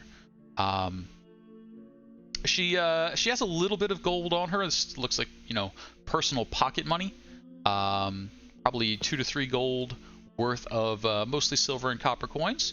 You do a little counting there to figure it out. Can I take it? Sure. Give me a quick 3D 100s. If no one else wants it, Yaz Sure. is gonna be all for that. I'm gonna go for it. Give me 3D 100s. 3? Yep, 3D 100s. Okay. 114, so one gold, 1 silver, 4 copper. Cool. I really don't want to kill her. We're going to have to. I think that's what we have to do. Unfortunately, I mean, I'm not all into that either, but what are we I going will to do do with it. her otherwise? Wait, hold on. We don't have to kill anybody. We do. What's the other idea? I could give them a good berry. They could sit here for a bit, tied up. Bad that we didn't Yeah, you're right. portal. There is no option that does not have returning to the caravan. Yeah, Right. no, Well, I will do it. I mean, It needs done. can we ask them some questions? I suppose, if it does not slow us down. And if they do not make noise. Well, I'm the only one to answer. Well, we could give her at least a chance. Stake her out, see if she can get herself loose. She's gonna die. Then she'll die because she can't get herself loose. But if she does get herself loose, then she alerts the caravan and we are at a disadvantage. More than we already are. which we are at a substantive disadvantage. There's a I lot more do of them not than see there are a- than us. If you see a way that we can let her live that does not make this harder than it already is, I'm willing to hear it. But at You this know point, what? I think she needs to We die. should have brought Gloomfellow. We could have just had him come and erase everything. And It would have taken us 7 times longer to get here. Also, we would have been still listening to the first story he had to tell. I am afraid that maybe I didn't ask enough questions about how he would erase our memories. Because it might have been portable. Yeah. Sure. So, we can ask her. Her choices can decide her fate. I really don't want to get to know her before we have to kill her, so I'm going to walk away. yeah, I feel kind of If we- bad. It's a lot I'm easier afraid- to kill people. I'm afraid that letting her wake up jeopardizes us. Well, If the first thing she does is scream, then they know we're here. I think we need to kill her Without now. any honor? I think we need to kill her now, or we have a disadvantage. I vote we kill her. I'm sorry, but like, it's going to suck. But we have another, what was it, 200 people over there who we need to assist, and these people clearly have tried to F that up. So my vote is kill. I am not happy about it. It is not my preferred method of dealing with this, but it is what must be done. all right. I mean, we I'd can like to take the high road here, but they attack maybe the just peaceful cut village her, and cut her, took prisoners. maybe They cut her enslaving tongue out. people. Maybe cut her tongue out. Maybe break That her is kneecaps. cruel. That is cruel. I would That's kill what I her was before getting at before that. we maim her. Yeah, definitely. Yeah.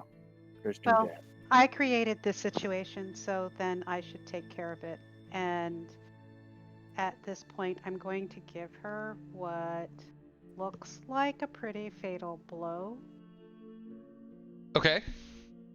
But you notice I said it looks like It a pretty looks fatal like a blow? pretty fatal blow. You give her what looks like a pretty fatal blow. Are we putting her into death saving throws and letting the fates decide, or is this only gonna look bloody but she will probably recover later? She's unconscious for the next 1 to 4 hours because of the conch on the head. Bloodying her up doesn't change that. She'll be unconscious for 1 to 4 hours. Be death saving throws, the fates will decide. Sounds good. I have great faith in the fates. Sounds good.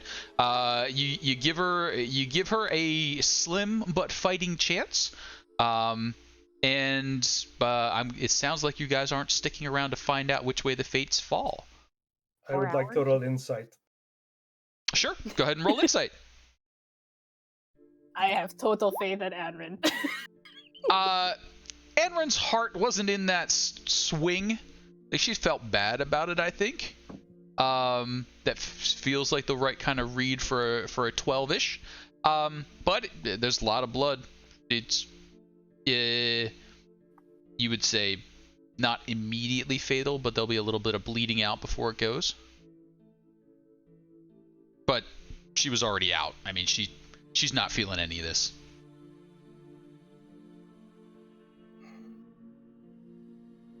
Let's. All right. I didn't look. Never mind. And you head out into the greenest grass.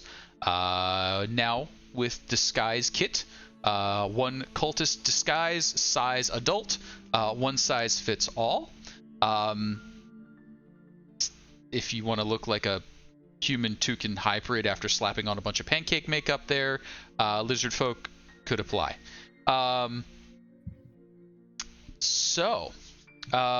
You've now acquired at least one of the ingredients for your master plan. What is the next step? I heard potentially digging underground, busting up a axle. I heard pulling aside some of the kobolds to make it look like some of the cultists took advantage and maybe robbed and murdered some of the kobolds. Striking at one of the patrols. Which option are we looking towards next?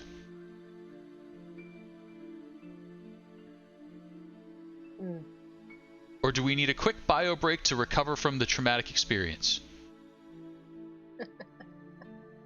My thought would be the patrols. Perhaps a kobold patrol. Okay. That's what I was thinking too. I'm leaning in that direction. The column moves for basically as long as possible. They stay on the march well into the darkness. The kobolds become more active at the nighttime, handling the majority of the patrols. Eventually, when the prisoners have been marched to the point of exhaustion, they fall asleep where they can.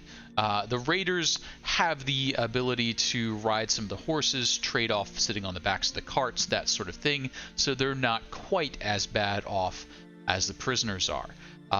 Do you want to strike while the columns are still on the move, or for that 6 hours or so where they've stopped to catch what sleep they can?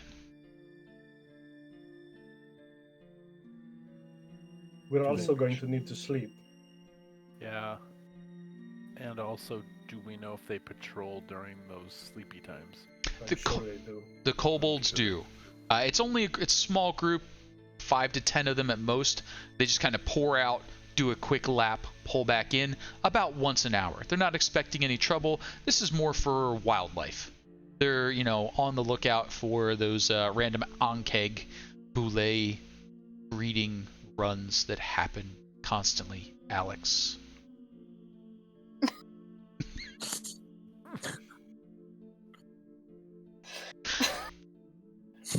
I don't want to Okay. waste time.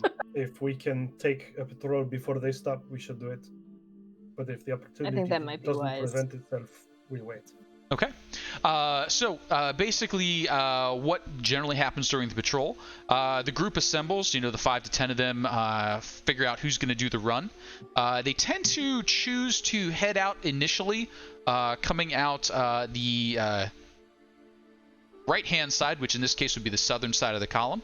They move forward, get ahead a good 400 or 500 yards, make their lap, come back, drop back about 400 or 500 yards, come up, and then do the catch-up. It's a fairly good hustle. Now, you could strike, get ahead of them, estimate about where they'd be. Now, that would have high risk because you'd only have 4, 5, maybe 10 minutes to set upon them, attack, and get out of the way before the column started catching up. But the column would basically pass by them. So if you're setting up some sort of scare tactic, front might be the advantage. If you strike from the back, you'll have as much time as you need once you stop them, at least until they realize that the patrol hasn't arrived.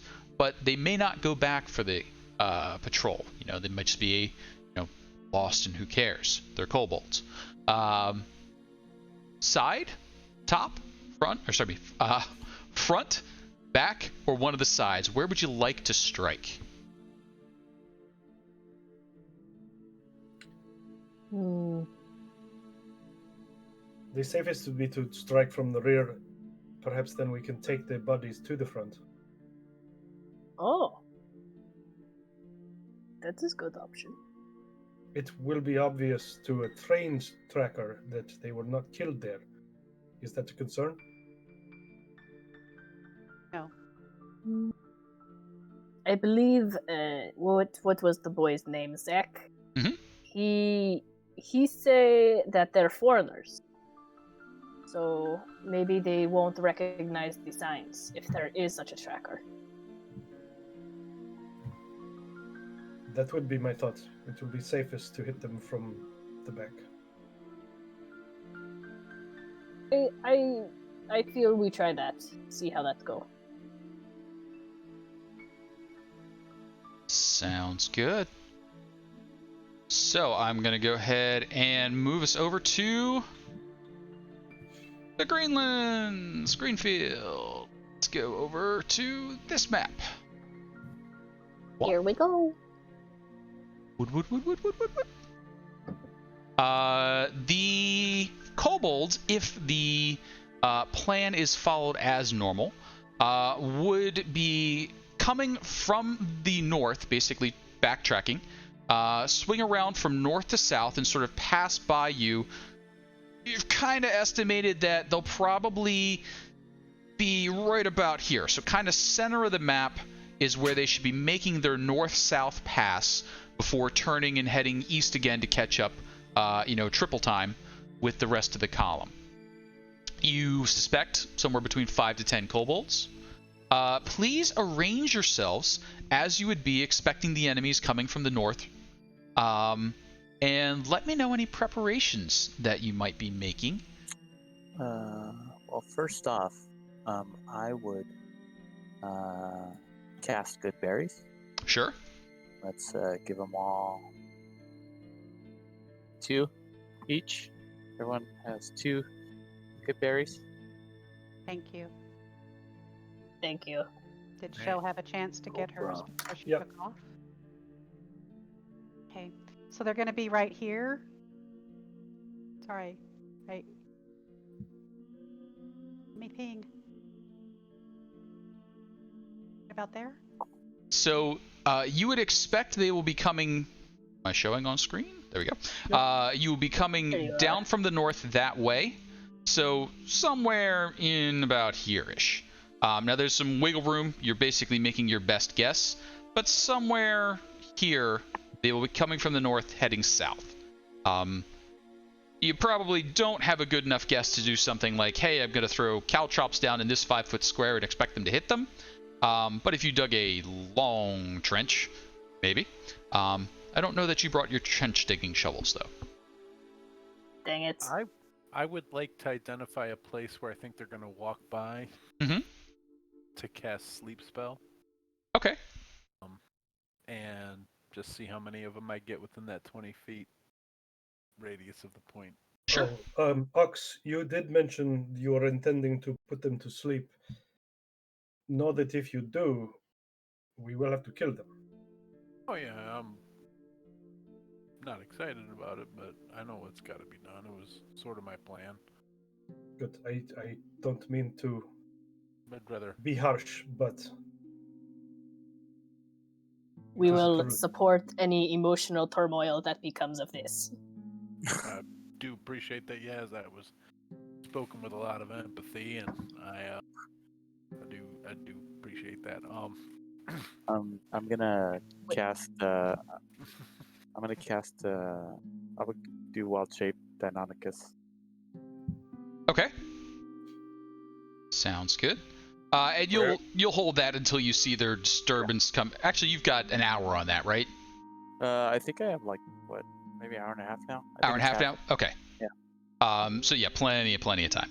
And I will use my special. It's getting emotional kobolds. These don't have names attached to them.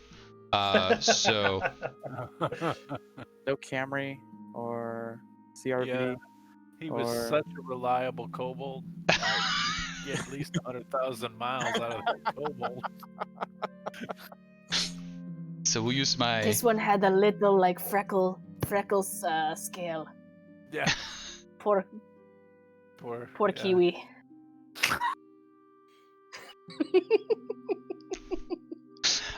So yes, we will deploy the special non-emotional kobold team, and they are heading from the north down to the south, swinging around. They're legging it. They've got a little bit more to go. They've been running basically 3 football fields to make this circle around. And for anyone who is hiding, can I please see a stealth check from you? Just rolled it. Yep, Alright. perfect. Should I do it as a dynamic? If you are a dinosaur before the battle, then yes, please roll it as the dinosaur. Okie dokie. What's going on tonight? So, everybody is fine except Oops, sorry. except Rob Oakes. Now, Rob, as I understand it, you were preparing to cast some sort of sleep spell. Sure was. Okay. What might you be doing that's just a little bit too obvious? The grass is, in that 3 to 4 foot high range. It's winter grass, so it's been, it's got that crispy bit to it. Spring hasn't quite set in. There's that little bit of new growth down there. You've got a little bit of water coming through from where, all the ice melt and snow melts happened. Spring rains, not so much yet. My components are either a pinch of fine sand, rose petals, or a cricket, and I guess with that stealth roll, I'm going to go with the cricket. Okay. And the cricket just jumps too far. I go, oh! Gotcha.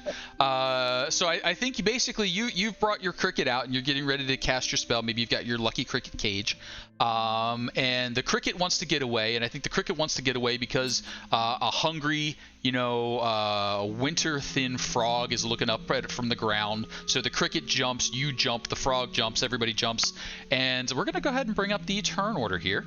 And we're going to ask everybody to go ahead and roll themselves into initiative. Get a good one now. Dang it.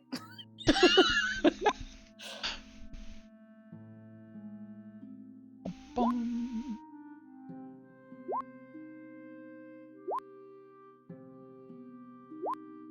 Our special emotionless peon kobolds have now rolled in. It's really just that we've already murdered all the ones with names. It is. They ran out. They ran out. You'd think that, but no. We haven't even got to the theme names yet. So there are so many stupid theme name nights available ahead of you. But at the moment. The kobolds are moving forward. They spot Rob leaping about with the cricket, and you can see they are now in hot pursuit. They rush down. They're 30 feet. Rob, I've got some good news and some bad news. Turn order. Did I not highlight my token? Whoop. Because I had a 16.15. Uh-oh. That's my bad. I probably didn't highlight my Let's token. get you back on the turn order here. Add turn. 16.15, you said? Yeah. All right. There you go. The good news is you are further than 30 feet away. The bad news is you are within 120 feet. So you hear that whoop whoop noise, and a sling stone arcs out into the distance. They are coming towards you. Now, this is at disadvantage. They are basically throwing towards the noise because they can't see you. Such a shitty armor class. 13? Yeah, that hits. 5 points of bludgeoning damage, and with the outcry, another kobold rushes forward. This one, 30 feet, gets to here. You are within 60 feet. They have identified you as a person who needs to be hit with stones. They throw, disadvantage. 7's probably going to miss. Seven Rob, does miss. you now get to respond. What are you doing? Need to figure out. Now I've lost my area. I'm not gonna mess with these two that threw the stones at me. Okay. I think. Let me just check here quick. Yeah, they're still within 90. So I'm gonna cast Sleep in the center of these guys. Okay. Go ahead and give me Back the and sleep forth. roll.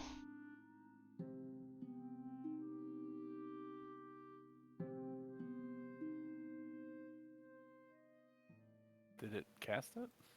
So far, no. Is it asking you for a...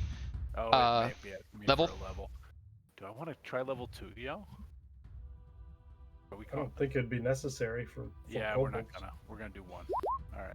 21 points of sleepy time damage, and 1, 2, 3, 4 kobolds start snoring. And I go, ha! The two that are nearest you... Oh, and I'm gonna drop. Good. Drop prone in the grass. I learned We've learned. from Yaz. You got it. The two that are nearest suddenly see you as a bit more of a threat. No longer some escapee or other straggler. No, you are a dangerous magic user, and they reach for little bugles sitting on their hips.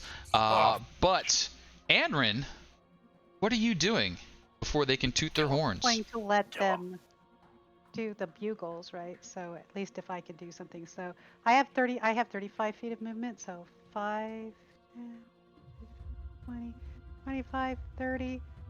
And I can stop right there. Yep. And I am going to go ahead and kill that one, or try to anyway.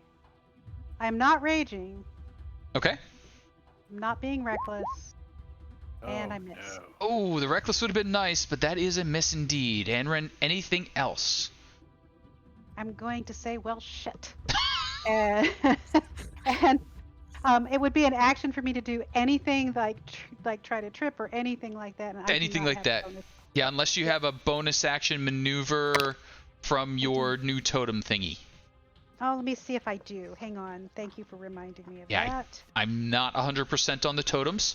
I'm not either at this point. Okay.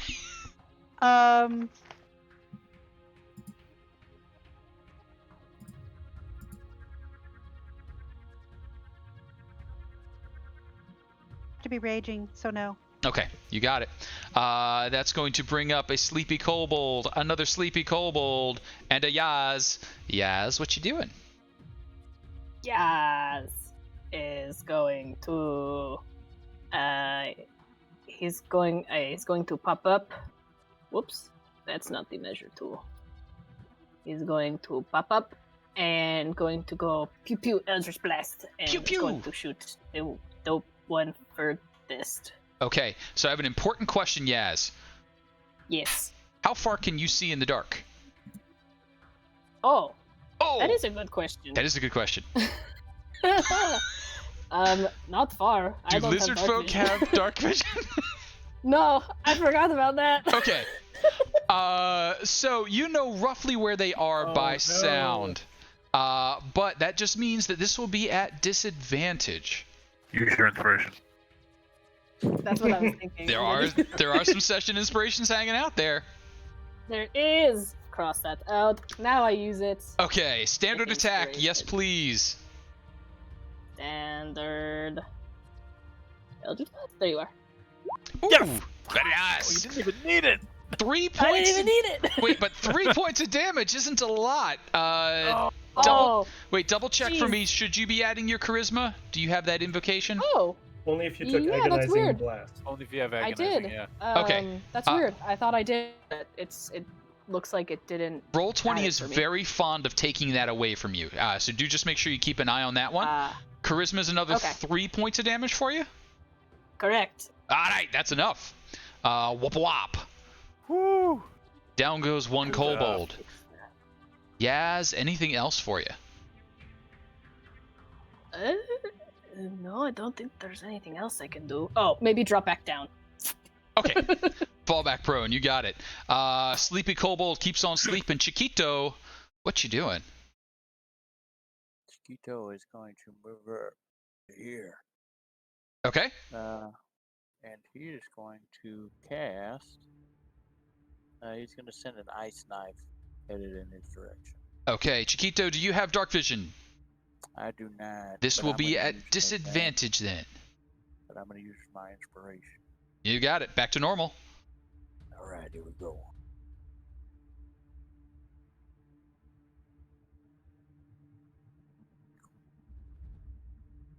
That's now. Oh, very Oh, nice. didn't even need it either. 25. Let's see some damage.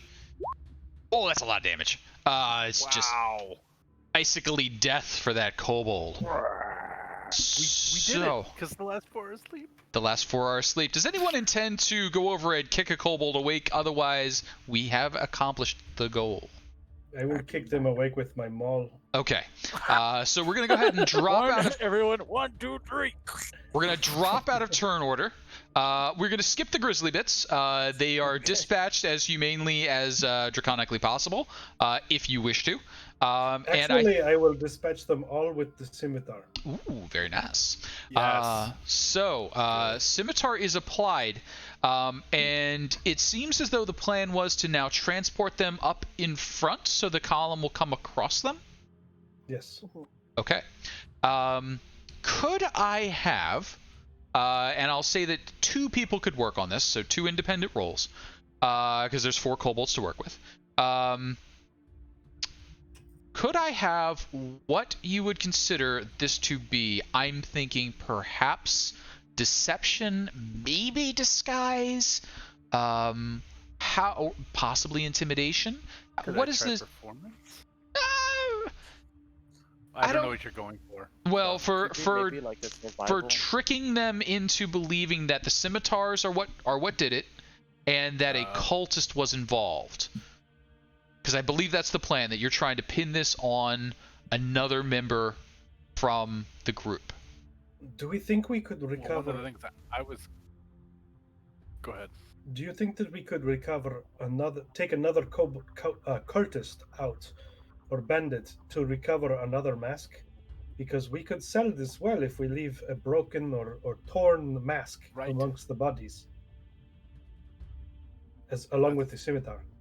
That's what I was thinking too.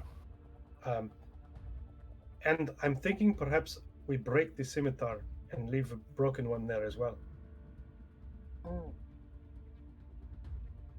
What do you think? I like that idea. Okay. How late is it, Casey? Like, do we have a chance to get a bandit yet tonight? I mean, you could certainly try and get one. That'll be a little bit tougher. You don't see any opportune stragglers. Now that it's dark, they sort of crowd in. Most of them can't see in the dark, so there's less comfort wandering away from the group. So the Also, a question, Casey. Mhm. I'm sorry. Do all of them have little bugles? Little cobalt bugles? little on them? kobold bugles, basically just little noise makers. Okay, maybe Oh, we that could is take a few of those. Sure, maybe absolutely. maybe once we place the bodies, someone blows the bugle there, Yep. and then we Oh. run. Then we get out. Or burrow. I like- North or south. I like this. Absolutely. And taking a look at them, the kobold bugles basically it's just a little bit of a different design. Kobolds can't do that thing you got to do to actually play, that sort of horn instrument.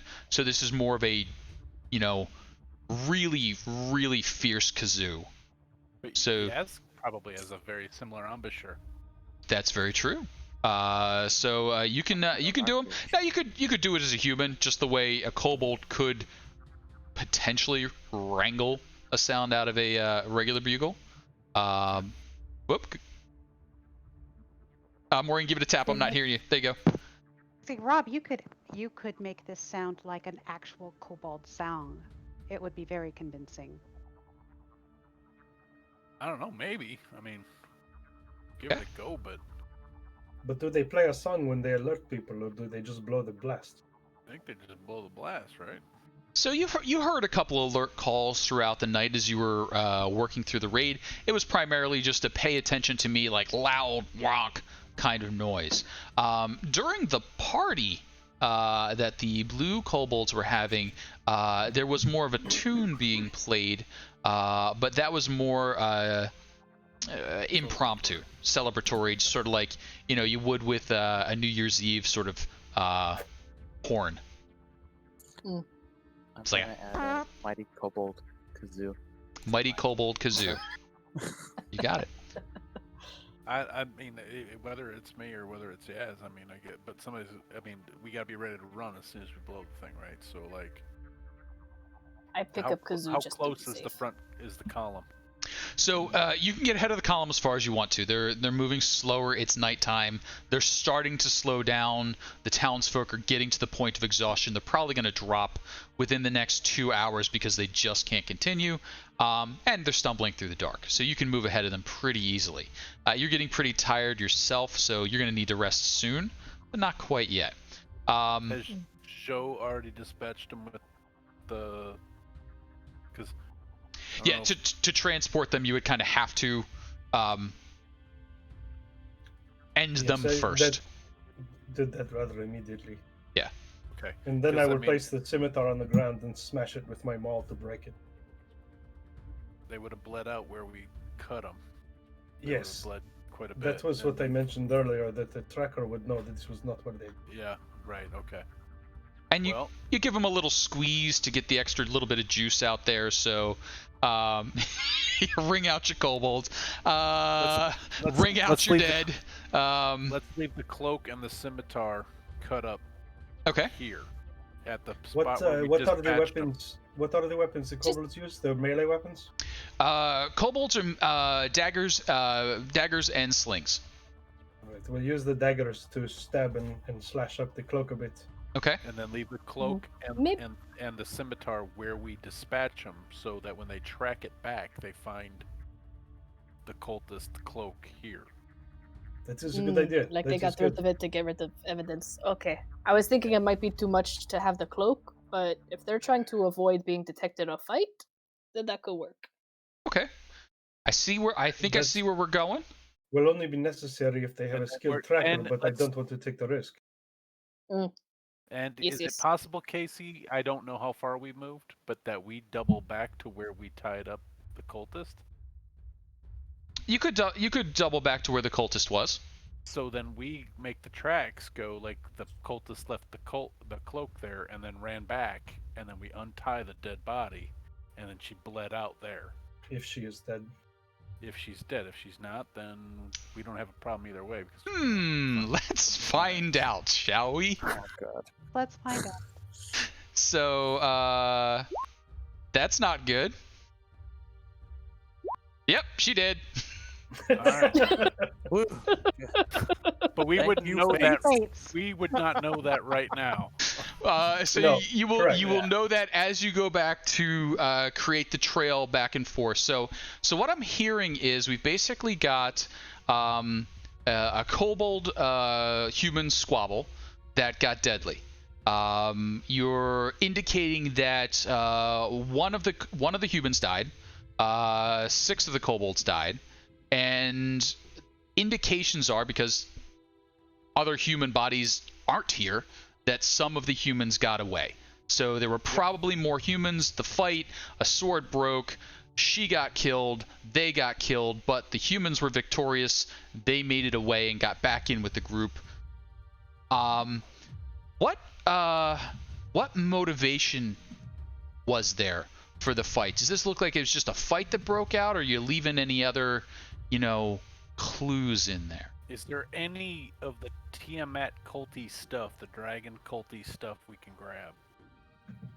I just froze. I can still hear you, but you're not moving. You're in a good pose, though. It's a good thinking pose. Yeah. It's a handsome face. Oh. Did know Little that my skeleton. computer completely shut down Oh. earlier. Yeah, I didn't disappear. It just completely shut down. I had to reboot. Oof. Oh wow. Uh-oh. We're having technical difficulties, folks. We'll straighten this one out in a second. And if it takes more than a second, we'll do our bio break and then come back from there. So, you know what? Let's start our bio break now. Let's do a 3 to 5 minute break. Grab drinks, get rid of drinks that you've already drunk, and then we'll meet back up for the deception-ish thing that we're doing. Ooh, how exciting! Yeah. All right, back in 5. Planning, and it's working. Yes. Can't believe it. Well, I'm trying to let other people make most of the choices.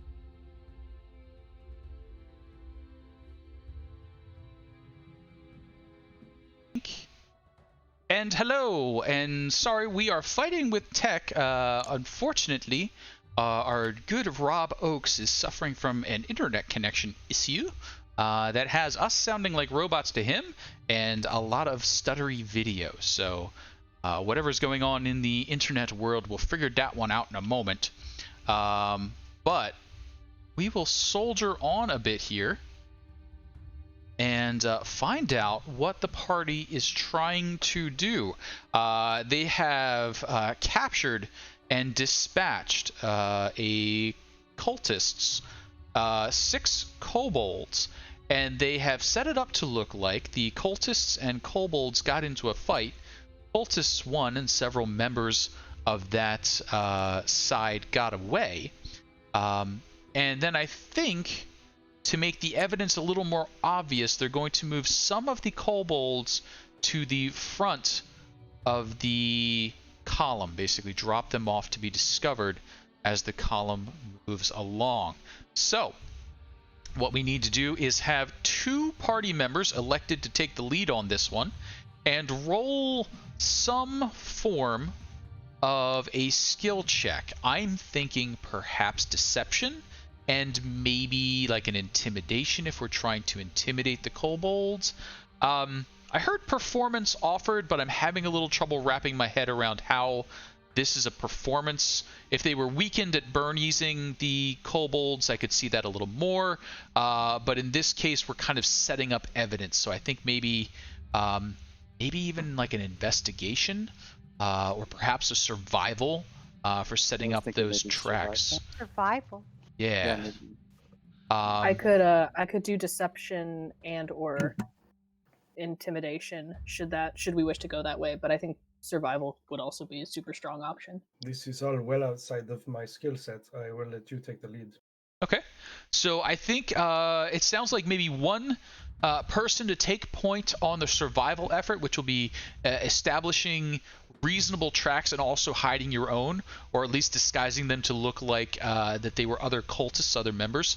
So if someone could roll me a survival check. Okay, it's difficult. A lot of blood in the wrong spots. But we also have it sounds like deception was going to be the other lead. Could I have that deception roll, please? Okay. Do Clicking you the have button. inspiration? Not anymore, but that's okay. I did, but I didn't call it. There she goes. All right. So we've got a decent deception check. The tracking was a little bit sloppy, though. Let's see if the kobolds suss out either one. We'll go with their wisdom attempt to combat the survival. They figured out something's fishy here. Somebody's trying to hide or distract. But perhaps the deception will make up with it. We'll go with the charisma against the deception here. And they fall for it. So they do believe that the cultists are up to it. And the cultists were trying to deceive them with this setup. The tracks don't make sense. So the kobolds are sniffing around, trying to figure out what exactly is going on. But you have sown distrust in among the ranks. Now it's another hour or two of the march. You can hear the muttering and the barking of the kobolds and the draconic. Several of the party members do understand draconic, so you can hear them talking about keeping an eye on the humans, that sort of thing. Anything else that you wish to engage in tonight, or are you going to try and creep off and get a little shut-eye yourselves before engaging more in the morning? I think unless a target of opportunity presents itself, we Right. should rest. But if Could we look at the rear, at least see how that's looking before we decide? Sure. So you cycle around and take a swing around. Now it's getting dark. You do have your glass, so you can see in spots, but it's getting harder to keep an eye on the whole column. Ooh, did we get Paul back? Ooh, spinning boxes. And Show me Paul. Survey said.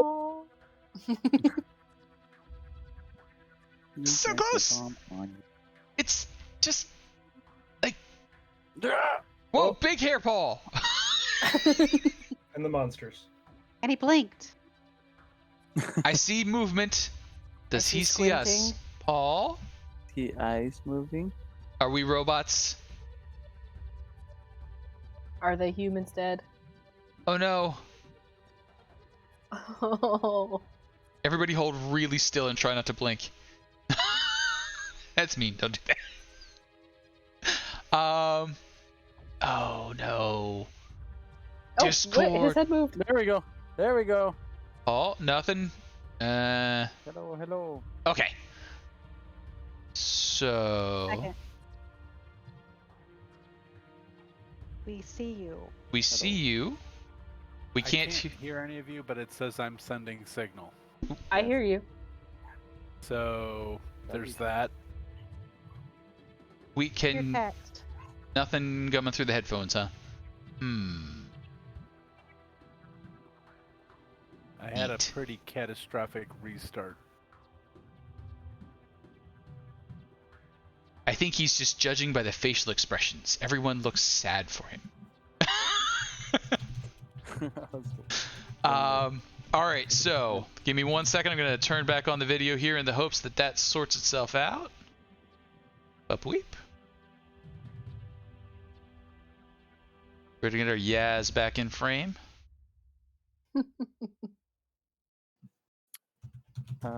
Maybe I know it's gonna be what late. It's gonna be a very much delay if he listens to the stream, so at least we get to hear what's going on. That's true. Yeah, I don't know how You want far me to go behind ahead the and listen to stream the stream? falls. I just keep going without me, and Okay. I'll figure it out. When I can hear you guys, I'll let you know. I'll Sounds figure it good. Okay. Thanks, Paul. Sounds good. Soldier through. I'll text you. New headphones.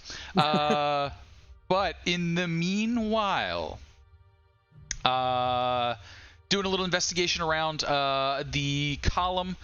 They've still got the 4 basic blocks of 50. They've still got a like number of kobolds and cultists on either side. So you've got basically 25 kobolds and cultists mixed on either side of each column.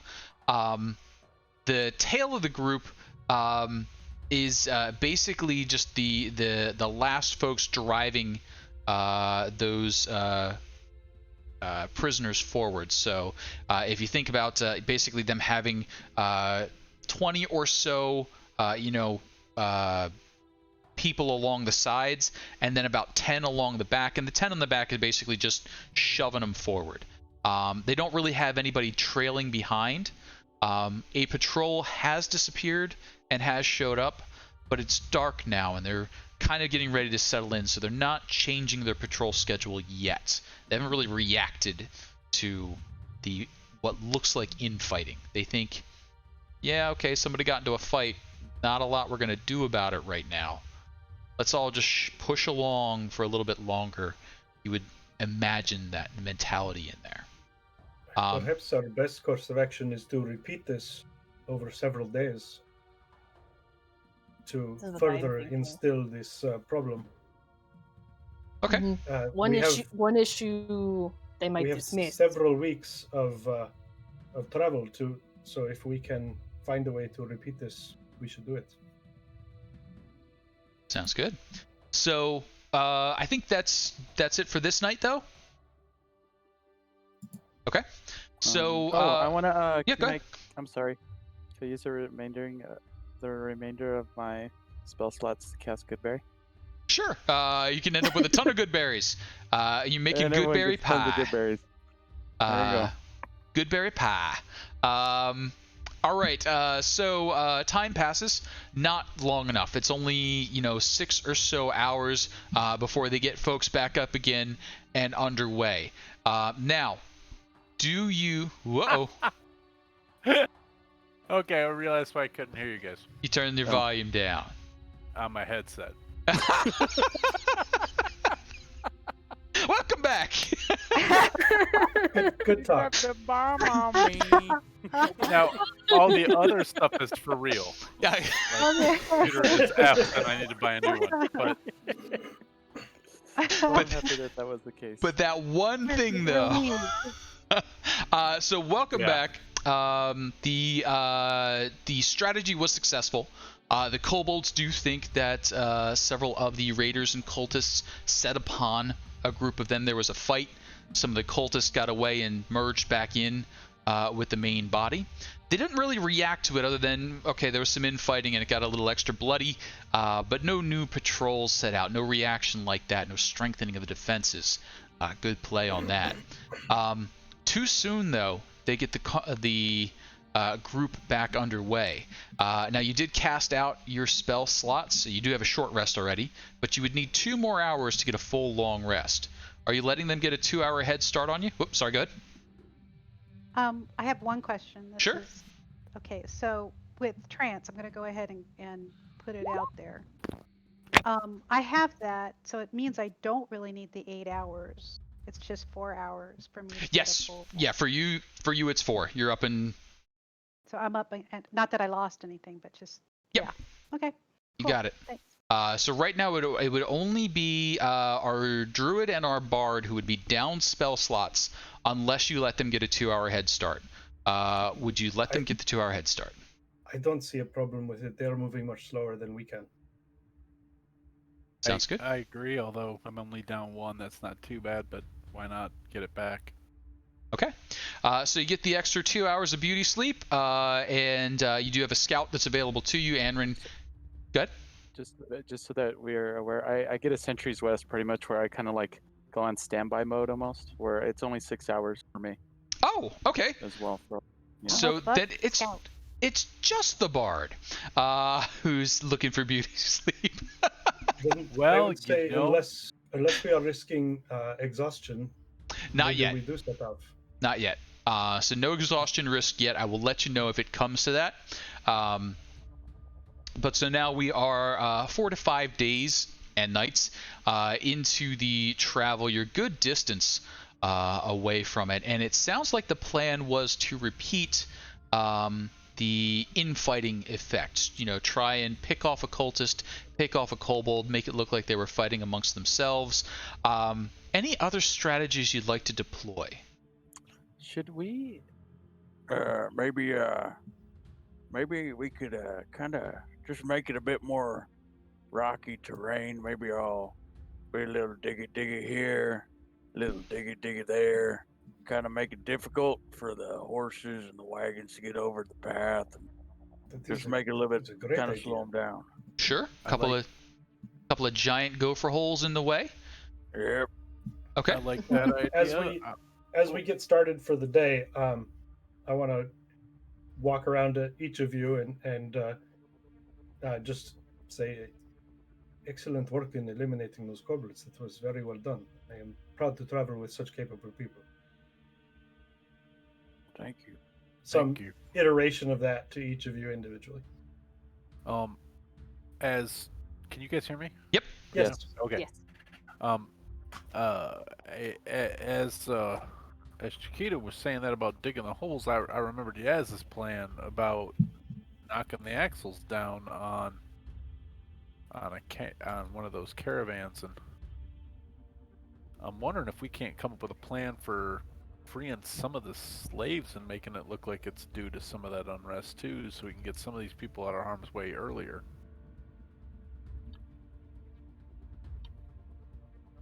I don't know if that's So maybe doable. I'm just putting it out there.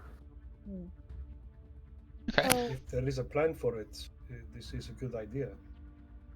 my concern is not unlike the concern that you had for leaving the prisoner alive. In other words, these people have been moved very hard, very fast, and if they break free, then it will cause everybody to scatter to go after them, but they'll have to work with us, and some of them may die.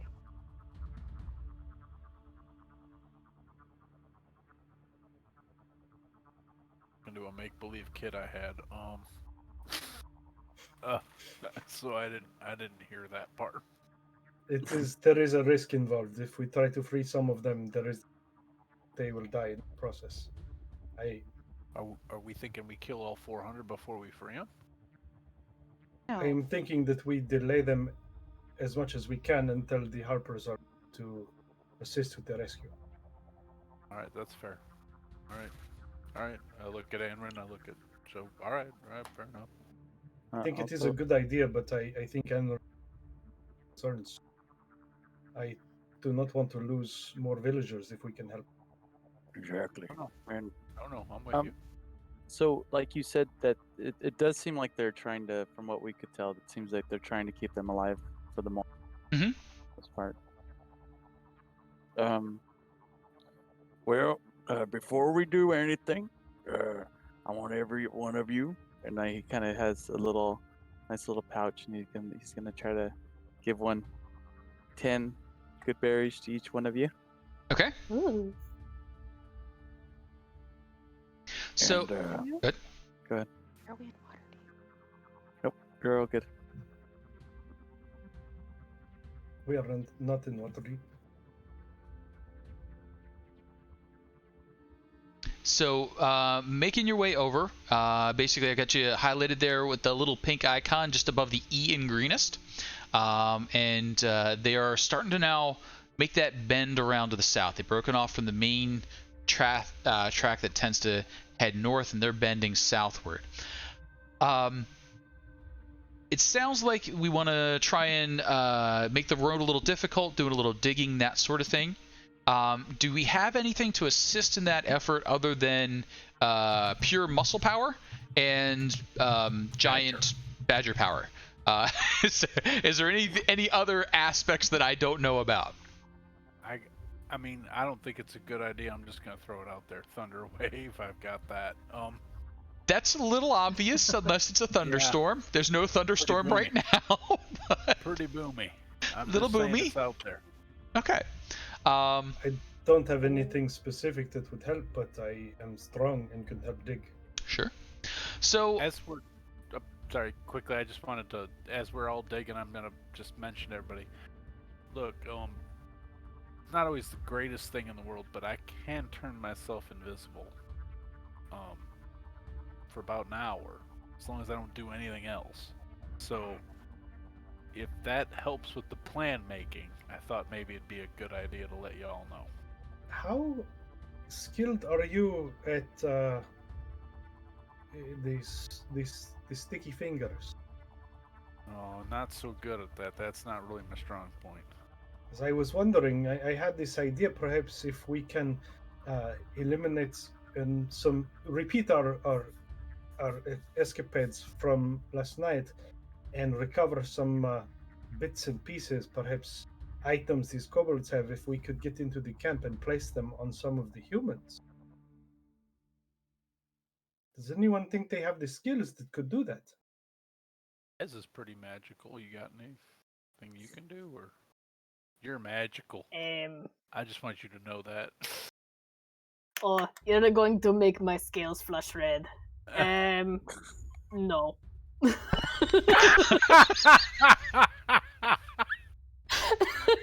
Very direct. Hit the deck. So That is okay. It is No. very important to know one's limitations. so let's start. Good. I was just going to say I can hex. I could do arms of Hadar. I've got armor of Agathis and Frost Life. Maybe some prestidigitation. Magic snipes. But nothing of utility. I don't know any of these words, but I remember you doing this movement to kill a bunch of them. Oh yes. That could be very helpful, but I don't think it works for this plan. No, Okay. it does not. I'm probably the sneakiest we got then. So let's start knocking down some of the ideas here. So for thing one that you're going to try to accomplish today, you're going to try and duplicate your efforts, setting up kobold versus cultists situation. To ambush and successfully capture kill a group of them, I'm going to need or hear an argument for something else, probably a stealth to sneak up on them, to find a group there. And then I'm thinking probably a survival, something along those lines, to do the ambush, set traps, that sort of thing. Now, before my computer all went haywire, we had talked about getting humans this time Mhm. and making it look like kobolds did it, right? I think that is not a bad idea. Mhm. And Anrin's the But, stealthiest and killiest of us. I mean, Tide was so for killiest. One thing I was thinking of. So Oaks, you can make yourself go invisible, yes? This is true. You can speak Draconic. Yeah, that's also true. Should you feel comfortable enough and sneaky enough, could you kind of give little actual whispers of doubt into the crowds? Like the way you think, that's some sneaky shit right there. Yeah, definitely. That's it. What else? Well, and then lure them out to get hit by our hitters. Mhm. Or That even, is, if you feel comfortable, because that would be sending you into the lion's den. No, I'm or good even, at running. even just to go in and whisper things to incite more of the Discord we have already sown. That's exactly the case. That'd Yeah, be, you would be doing nothing else, just whispering. But Even that if it is doesn't if you cause any of feel- them to come out, it furthers our plan. But the plan is maybe though, like let's try to get some humans to come out. So I whisper some shit in Draconic that maybe they know, like maybe like all hail the dragony goodness, and then they maybe know that bit, and then they follow it out, and then you guys like wham wham, right? Okay. Oh, I mean, I see what you mean. Or That- we could, as far as that, we could watch and see if their patrols change. If they do not change, we could just watch for a patrol of the humans. So you guys go for a patrol, and I'm just going in to sow shit. Yeah. And I could Yes. take it too after. Okay. All right, that sounds fair to me. That sounds like a good plan. Perhaps Alright. if we are Yeah. perhaps if we are to take out a human patrol, you go in and you whisper about how the kobolds are going to get even. Yeah. And then Can when all we the- take out the humans, it looks like they have done that. And then you could also speak common and talk to the humans and tell them this is amazing. Well, I could try it. You're doing a good job. I understand you fine. Oh, yeah. Oh, no, I'm with you. Thank you. I need all the affirmation I can get. I appreciate that, Chiquito. In fact, I'm gonna give you a little bit of a boom, you're gonna do fine, and now you got a little bit of guidance, and you get a D4 for your next. I should have remembered I had this shit right there. Remember that from now on. Right. Make sure you guys, if you're thinking of doing anything, I might be able to put you in the right direction. Just let me know you're thinking of doing it before you do it. Yeah.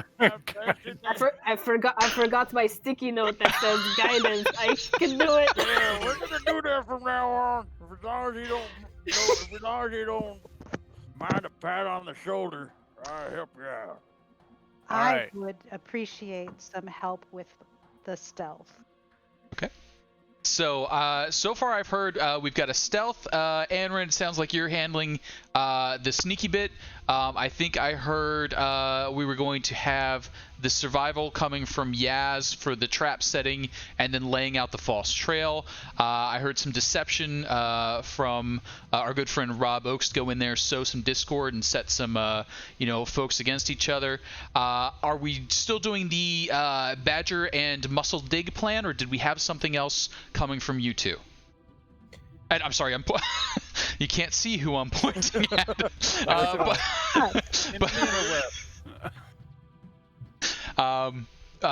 We'll say maybe we'll if everything goes, maybe out of 20, everything goes about maybe 15 or better. Maybe we could put that last bit into action at the end. Okay. Got it. So, where do we want to? I am also not terrible. I have some natural ability with stealth, but I am also trained in survival, so I could assist with that. Sounds good. I'm not trained in survival. I can only deceive, so I could always use help with that's why we survival. thought you were good at survival. You have this. Deceived. Oh yes, yes. I'm such a natural survivalist. Look at these lovely scales. So sorry about that. Then let me straighten that one out. So we got Anrin on the stealth. We got Yaz on the deception. We got Sho on the survival. We got Rob Oakes doing the deception, and Diggy Badger. Aside from guidancing everybody, so we got the blessings spreading around. Are we holding off on the Diggy Badger till we see what happens, or are we all in on the Diggy Badger? Like the Diggy Badger. You like it? You do? I do like. Well, anytime the Badger comes out, I get excited. Really? But purely from a tactical perspective, I think it is a good idea. It could slow the carts considerably. So if they cannot cross a line. Right. So if everyone wants to see the Diggy Badger, I'll do the Diggy Badger. Gotta teach us how to diggy? Is that the dance that I don't know? Wait a minute, and to pay him back, I'm gonna inspire him by saying, "Getting diggy with it." Oh yes, yes. Getting diggy with it. Getting diggy with it. So you have inspiration on that. I do not know what was happening, but you all seem to enjoy it. So let's talk about where the bars are at. They're pretty low. 10 and better. Things have not gone wrong. Okay, so 10 and better, we've accomplished our goals. 15 and better, we did real well. 5 to 9, things didn't go as planned, but we're gonna recover. 4 and below, things have gone very poorly, and emergencies are happening. So the survival check can't happen first. We could have either the stealth check or the deception check, depending on which way you want to go. The stealth check or the deception check from Rob could lead us off. Who's starting this off? Anrin or Rob, I think, were the two who are going to have to start things. Would be better to know if Rob, in fact, can remain invisible. Okay, I think. got They it. cast invisibility. All right. So Rob, let's see a deception. You will have guidance because our good Diggy Badger is going to set you up with the guidance. And And they should be at advantage. Nope, not for deception. that, that doesn't work that way. It That was a would be good great. try. I thought it was for stealth. Sorry. If you have inspiration or anything like that, you may apply that. But right now, you just got the D4 from the guidance. Casey, question of mechanics. Do we keep them from last game, or just are they refreshing? You do. You keep them till they're used. So the Okay, so only I inspiration actually you will have get two. is if you absolutely kill me. Like if I can't breathe for laughing, I'm going to award inspiration because I can't help myself. Okay. But otherwise, we're relying on chat, so you get to carry those forward because sometimes the chat is cruel and chooses wandering monsters instead. All right. So I still have one from last one, so I'll burn that one. You got it. So Do I have one or two from last time? Oh my With- gosh. One No, that I I don't gave think you, and I have one that I had left. It went very well. Cool. very nice. All right. So Rob, you get in there amongst the raiders, the cultists, the mercenaries, the kobolds, and you start to pick out the different factions. Some people are definitely just paid to be here. They're hired mercenaries, and you're like, it's just not worth it. You know, you get in their heads. You're like, how much are we getting paid? And look at all this loot. This is not enough. We putting up for way too much. You get in there with the faithful, and you're like, what are we doing hanging out with these losers? These should be fodder on the fire for our goddess. You get in there with the kobolds, you start speaking the Draconic, you sing the their poop, their poop, their poop, their poop song. It's a classic. It is a classic. It is wonderful. It's growing on me. It's going really well. Is there anything though that you really want to sink home, because you've caught the ear of at least one group? Which group was it? The mercenaries, professionals. They're just here for the money. The cultists, the true believers. You've got the kobolds, different factions among them. The elite blues that hang out with the half dragon. The muddled masses. The couple of unique ones scattered here and there. Who do you really want to get a rumor in their head? Planted on the humans. Okay. And I to their own idea that humans are just so much better than everybody else, just because of the way they walk and everything else, that they are just so much better that they should not be mucking about, and play to their fears a little bit. You're not like them. Your belief is they're never gonna accept you completely. You don't have scales. You don't have a draconic experience, and so I play that bit up. Got it. Ooh. If you don't get them first, they're gonna get you. It's in there, and you can see it taking hold as you make your way out, and I think that tension carries forward into the patrols. Now this is a daytime patrol, and you're targeting the humans, and they're a little aggressive as they break their way out from the kobolds, and they're a little shovey. Now as they come around, I think it's probably going to be Anrin's stealth check that's going to be the next effect. And I can't use inspiration on the stealth check. You absolutely may. You can absolutely use stealth check. I'm gonna go ahead and do that then. You got it. Let's see it. 15's pretty good. Go ahead and give me the D4 on there. Okay, come on, D4. Guidance. And Rob, you do get a D4, but you already blew it out of the water, so I'm not even gonna bother with that one on you there. Oh, right. Yeah. 17's very nice. So yes, you lay in wait. The group comes along. You've got your assistants with you. You start picking them off one at a time. You whittle them away. One looks like they just went down tying their shoe. The next one, you just come up, pop down, and you've eliminated them. There's only a group of 4 or so. They seem to be, a little concerned about, being out there, a little jumpy.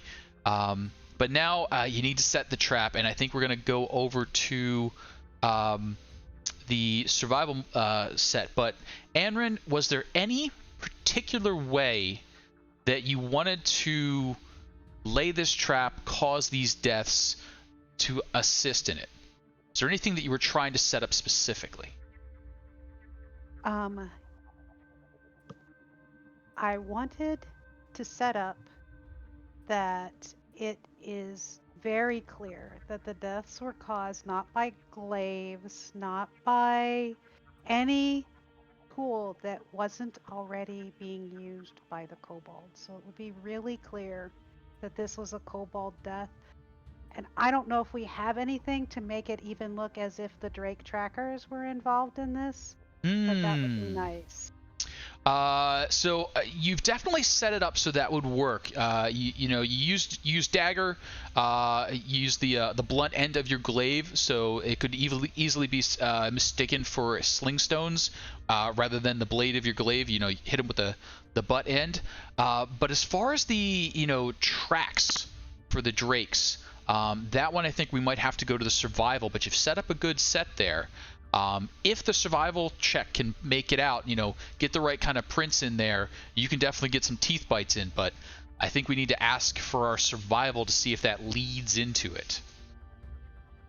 So you've set them up well. Anrin, anything else we should know about this setup before we move to the survival check?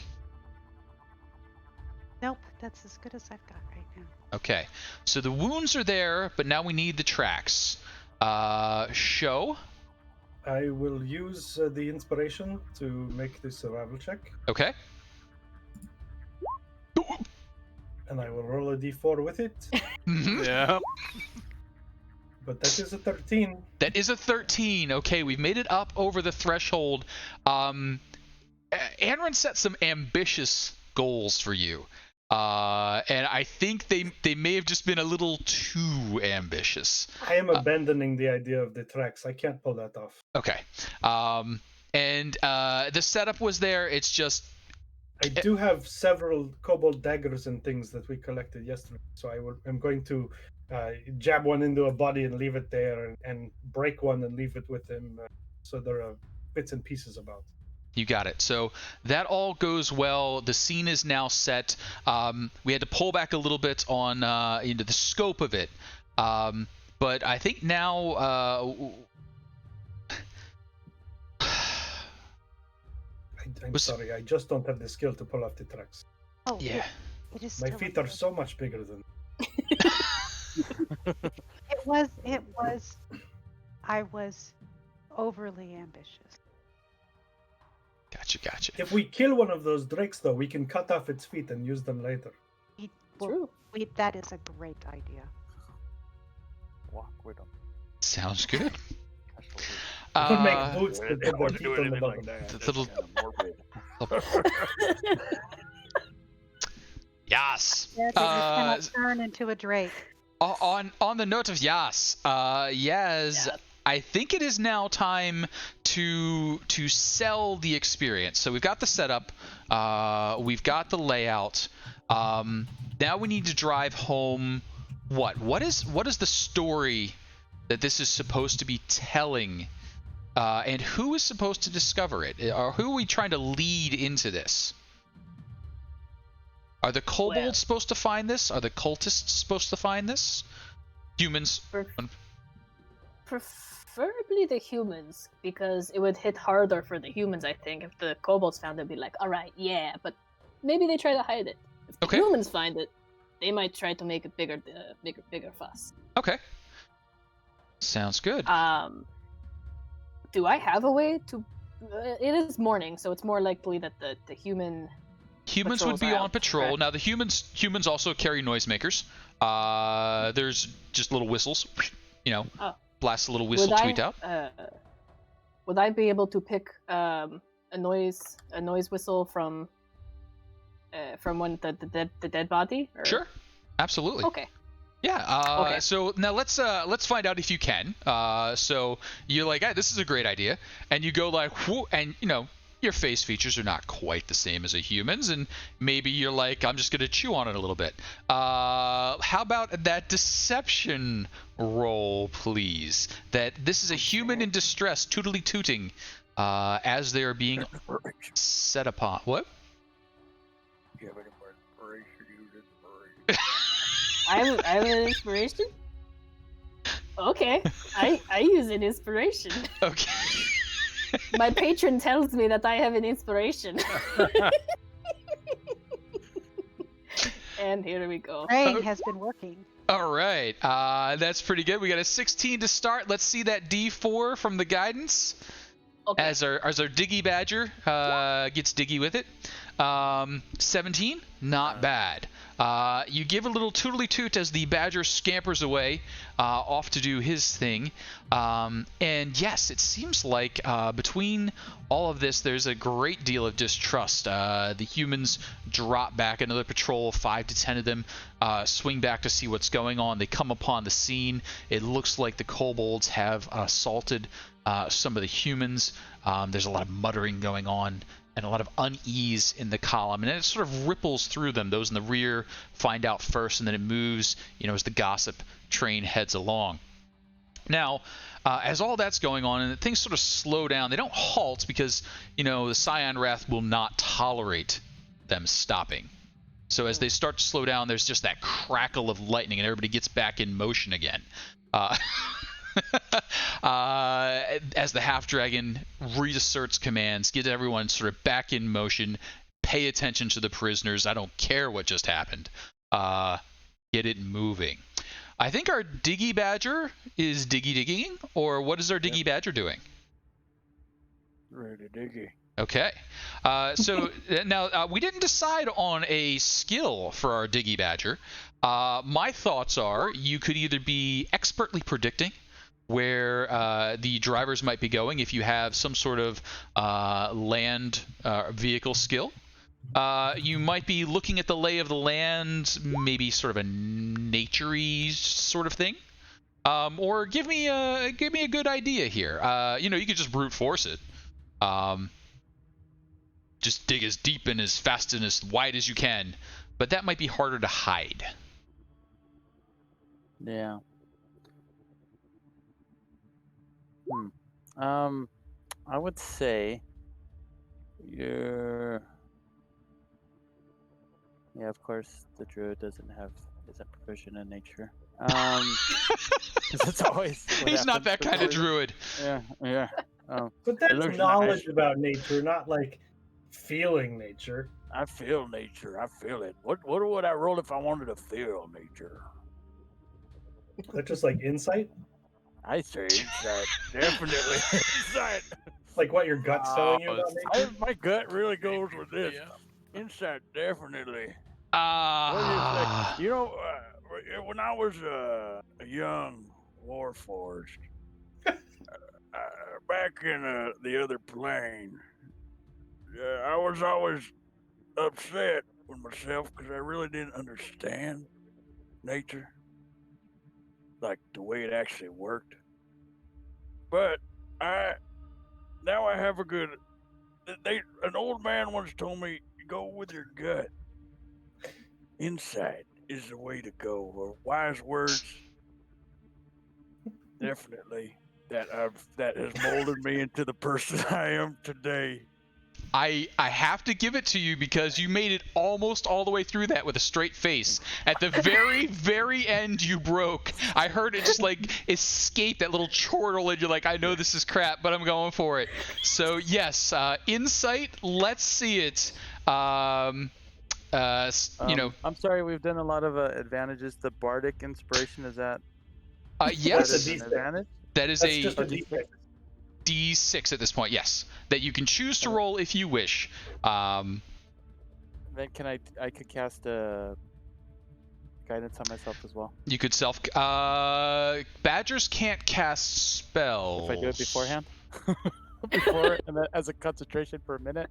Or I don't know how long it would take. Okay. Yeah. If not, I'm just asking because. Yeah, that sort of works. Inspiration. I guess I could use. You could guidance yourself, inspiration. dive into badger form, and like start digging furiously as you stared at the nature around you and gained insight into it.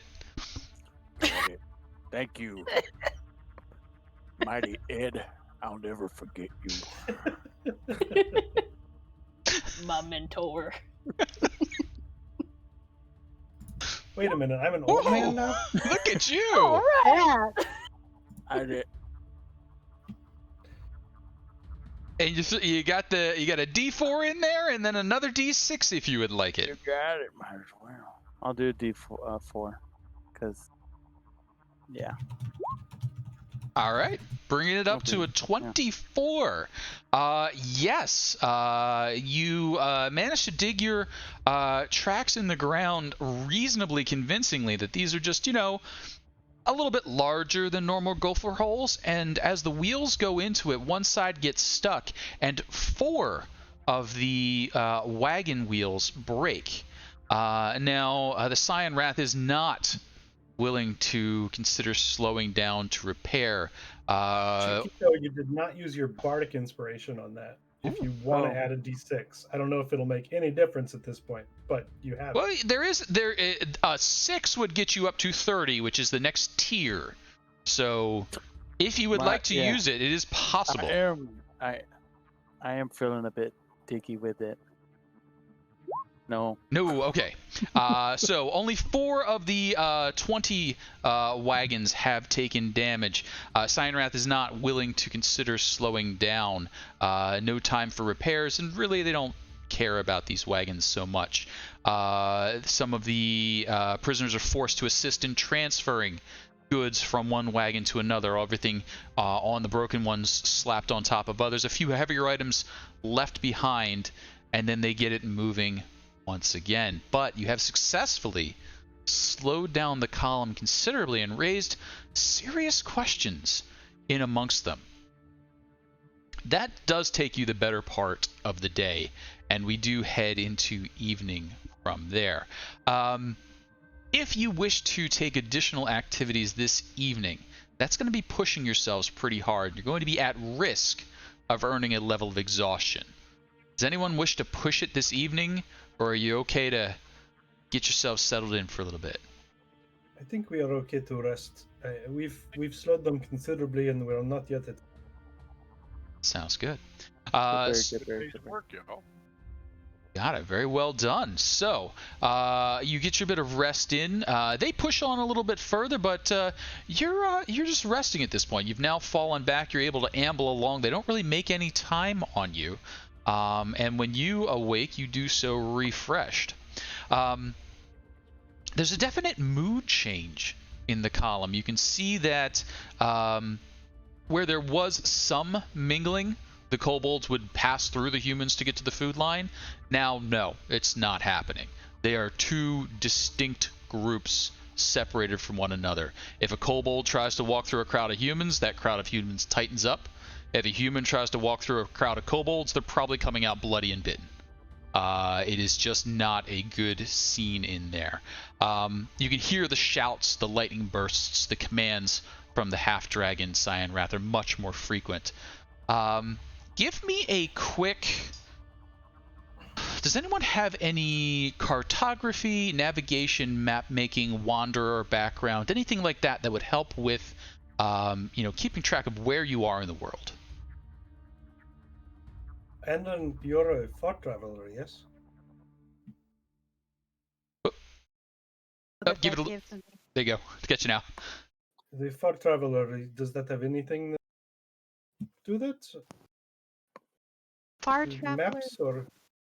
No, the far traveler just means that you stand out as being different, exotic. That's here. I'll show you. It's I even put it in there. Oh, you have a map of where you come from, not where. Right. It's not where I'm going. Yeah. Okay. No problem. This is not far from where I'm from. Do I have any familiarity with this area that could help? You have a little bit of familiarity. You're really, at this point, you're still deep in the green fields. So it's just grass all around. You can take a little bit of bearings off of the mountains to the south, as well as the mountain range to the north, and that's what I'm going to actually ask you to do right now. If someone had something that built it in automatically, you'd just get it. But how about whoever would like to act as the party navigator, give me a... It's probably going to be survival, but I'm willing to hear potentially some sort of navigation if you have navigation tools. Check. I only have some minimal familiarity with the area, but Sure. Could Right. I intimidate the knowledge to myself? Uh, you could convince someone that you know where you are, but so Any, I am any nothing. I chance could do like history survival. would I help? have, Oh, survival's way better. yeah, I could do survival. so You're gonna do fine with that survival. Boop. yep. So Anrin or But Show, who would like to do it? Could I assist you? Yeah, Yeah. And get absolutely. advantage? You got it. So roll with advantage. Good advantage.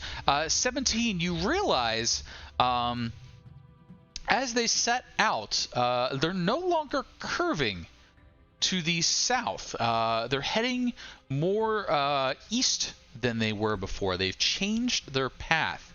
It doesn't look like any effect of the landscape. It looks more like an effect of what you've been doing. And listening in throughout the course of the day, you can hear Cyan Wrath and some of the other apparent leaders cursing about it.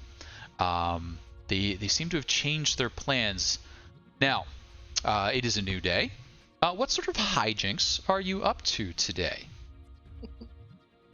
Let's break a wagon today. I loved that idea. Is it maybe too early? The only reason I would steer away from that is that they did not care about the wagons that were broken Oh. yesterday. Well, they I did. noticed that too. They did They have moved to. things off of them. It slowed things down, but they just abandoned the wagons. Can we Also, think I'm of a way sorry. to make it look like one of the factions did it? Sorry, go ahead, Chiquito. I'm sorry. I was just gonna say, what heavy things did they drop?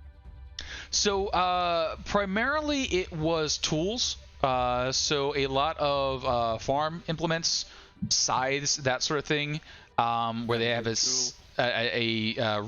plows, those sorts of things, where there's a large chunk of metal, valuable for the metal itself and as a tool.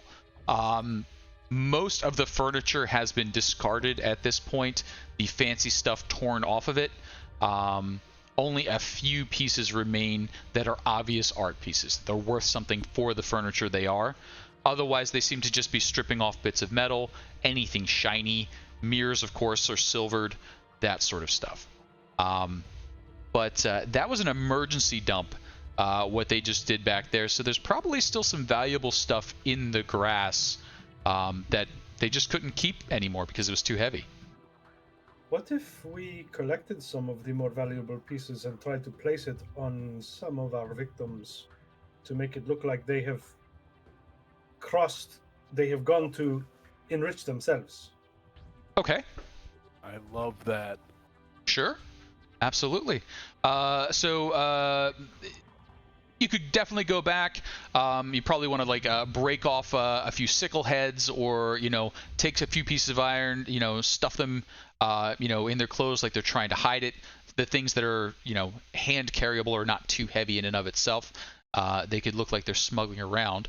So I think that's a similar set of rules to what we did before.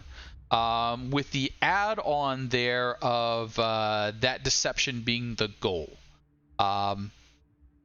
Are there any changes to the plan? And if not, then it'll be the deception to lead us off, the stealth of survival, the deception, and so on. I think that we may need to take out two groups today. Okay. A human patrol and the kobold patrol, to collect more of their items to plant on the others. Okay. I agree. So if we're going to do that, we're going to be at a little bit higher risk for today. We won't have as many people to follow up on problems.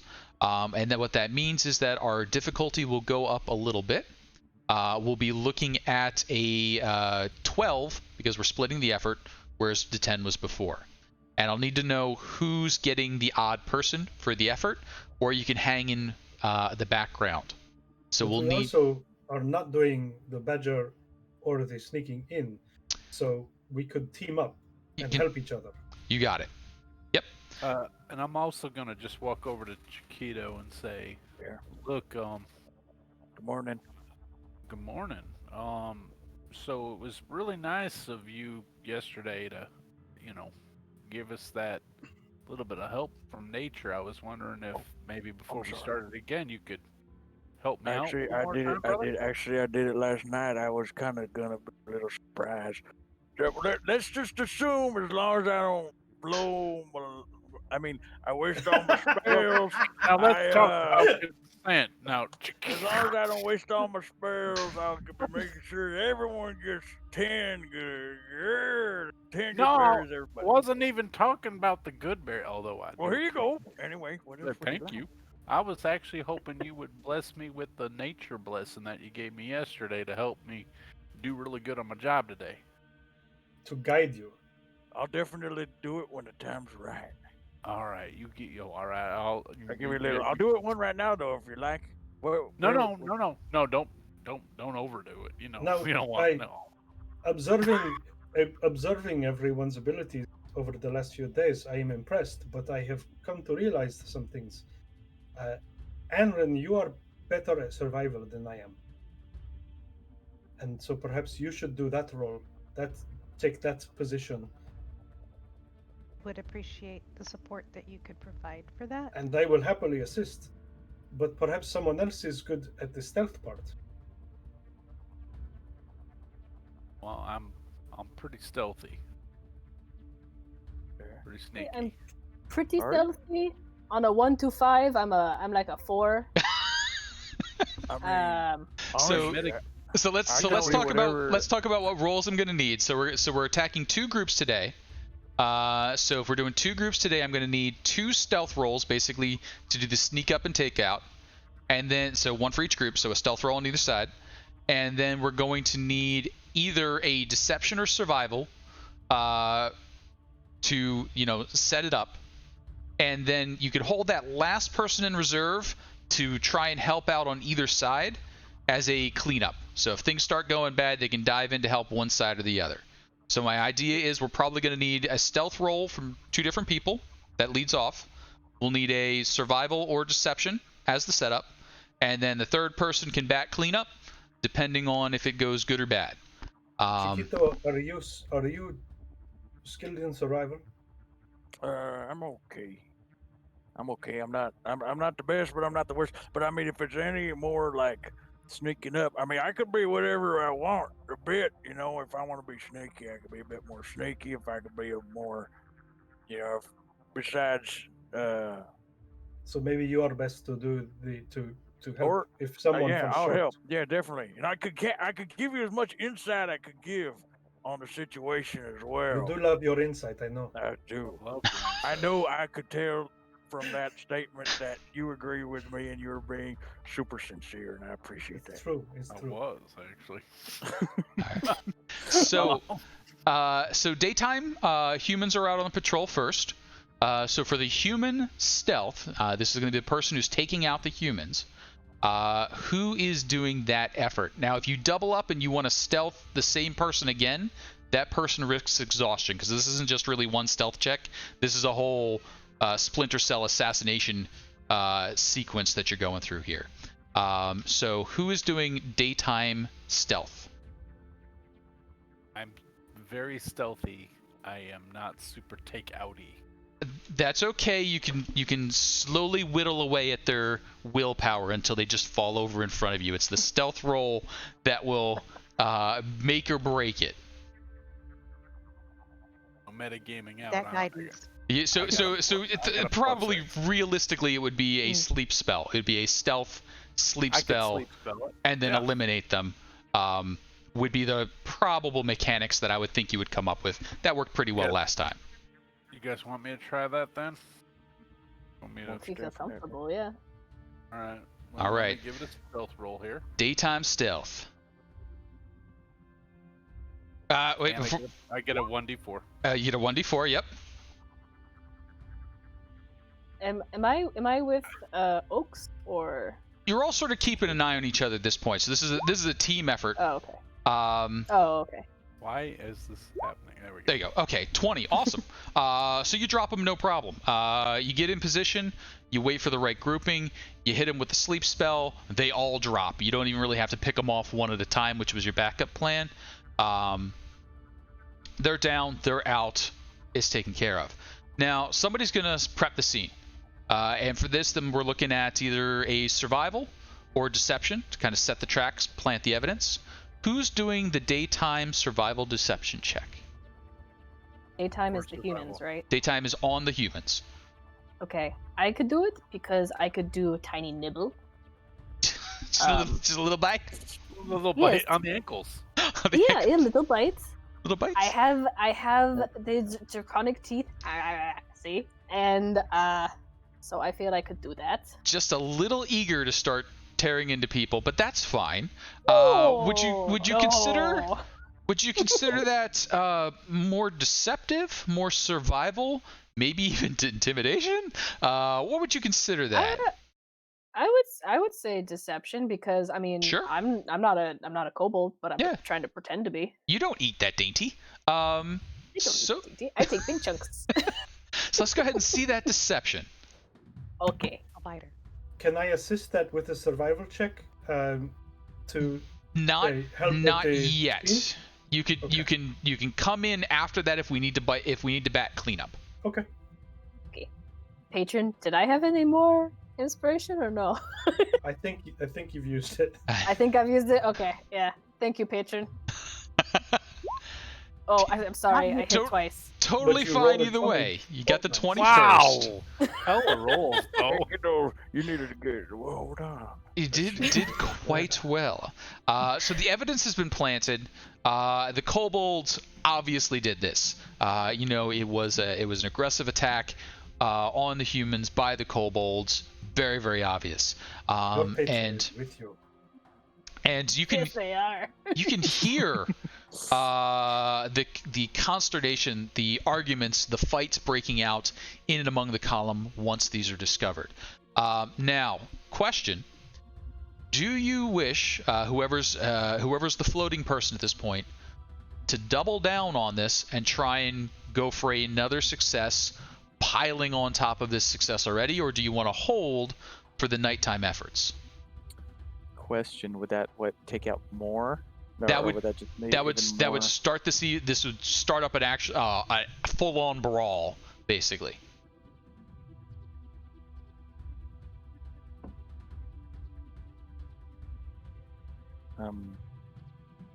I'd say we wait because so far so good. Okay, so Also, a brawl at night is more likely to more devastating because the kobolds will fight harder. got it. So They are very tactical at night when they are together, like a pack. They do. So nighttime. This day's just been miserable. There's been a lot of fights. Many of them have been taking it out on the prisoners, so the prisoners are getting shoved around. Everything's just kind of slowing down. Cyanrath is not pleased at all. You can hear his voice booming out amongst them. Now, nighttime falls. We'll need the stealth check from whoever is working to take out the kobolds. I think, Anrin, was that you, or who took the stealth for the night attack? Survival for the night attack. Okay. But So, who? I had a puking dog, so I had to run Oh, sorry. off. But who did everything during the? So so far Rob did the stealth and. Okay. yes, Rob did the stealth and Yaz did the survival. So we've got Anrin, we've got Sho, and we've got Brains just shorted out on me. Chiquito left to choose.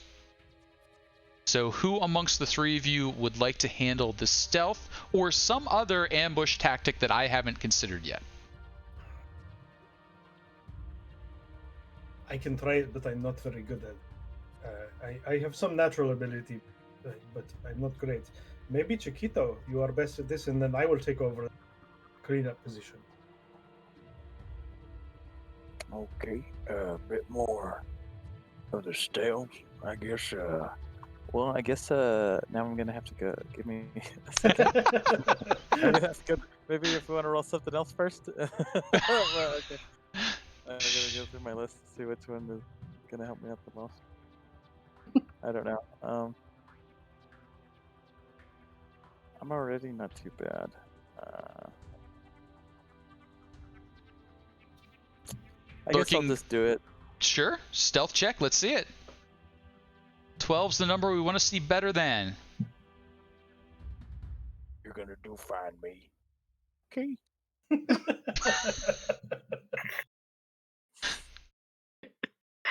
I believe in you. He draws a second face on his cheek. But I got good news I- and bad news. You're I not believe in above you, a but 12 yet, But I'm very glad that you can guide yourself. but now you are. So that was not clean. Maybe you were hiding below the ground as a badger, and when you sprung up, they just swarmed you. But eventually, you managed to get them down before an alarm could be sounded, or at least before an alarm was responded to. That's kind of put the rest of the folks in a little bit of a tough situation, though. This scene does not look like a humans were doing it. You missed on the scimitars. You got a little too bitey, a little too mouth within a mouth acid chew thing that you do. So who's cleaning up this mess? Who's doing the survival or deception preparation? Doing the survival. Okay. Because I have 0 deception. Quite literally 0 deception. Sure. So That is better than I have for deception. So you have minus deception. Oh no. And I still have. I've used 1 inspiration, and I So you have have at least one one from other. last time, so I've got 1 more. So I'm gonna go ahead and use that. Got it. And here we go. Dang it. You got the D4 from our friendly badger who's still licking off some kobold blood. So give us the D4. See a better than a 1. That is better than a 1. We're still just skimming by. You've managed to erase the majority of the badger tracks, but it just looks like they died. It's not the clear cut. This is obviously the cultists. Maybe even other folks were involved. Batting cleanup. We need something here. What are we gonna do to drive this one home?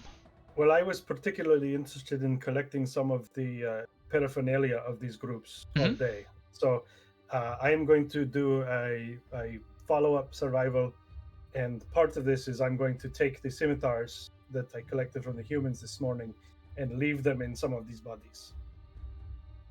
Okay. To try to better sell that the humans did it. And can I assist him in this? So you can't assist him in this one. You've already without risking exhaustion. So basically, this is the whole day's action summed up here. So let's go ahead and see that survival. And I have my last inspiration, so I'm going to use it. Okay. Whew. Oh no. All right, that's a 13. 13's better than 12. Let's see that D4. Okay, so we got up to a 14. This just didn't go as well. You guys are starting to get tired. The kobolds were on edge already, and the fight was messy. The evidence isn't fantastic. There's not the cleanness there. And after it's discovered, there's still an uproar. There's still things going on. But I think the leadership is maybe starting to say, wait a second, something else is going on here. There's too many coincidences in a row. When the leadership speaks, do we have an idea of who that is? The leadership is definitely Cyanrath. He is calling the shots. But you had said that we had started to pick up some other leaders. Sure, some of the other leaders. What you've managed to pick out is a lot has to do with the masks and the robes that they're wearing. The rank and file, the mercenaries, the ones who Rob picked up, were just there for the money. They just have on, a robe, something you could buy anywhere, just an outer covering, and the masks look like they were just hastily cut out and there's no shape to them. The higher ups, the folks that seem to be calling the shots here, they seem to be the ones that are devotees. And their masks are a little more stylized. They have a draconic look to them. They've got pattern pressed into them. The highest ranks of those you see are wearing hints of purple in and about their clothing. The more purple you see, the higher rank they tend to be. Now, referencing back to the fight in the town, this isn't everybody. There were a few folks that looked a little better dressed than this that you haven't noticed in amongst the crowd. They might have gone on ahead somewhere. But Cyan Wrath seems to be in charge. This is a military march. He seems to be the general, effectively. But the other folks that are coming up to him, 3 or 4 that you would consider,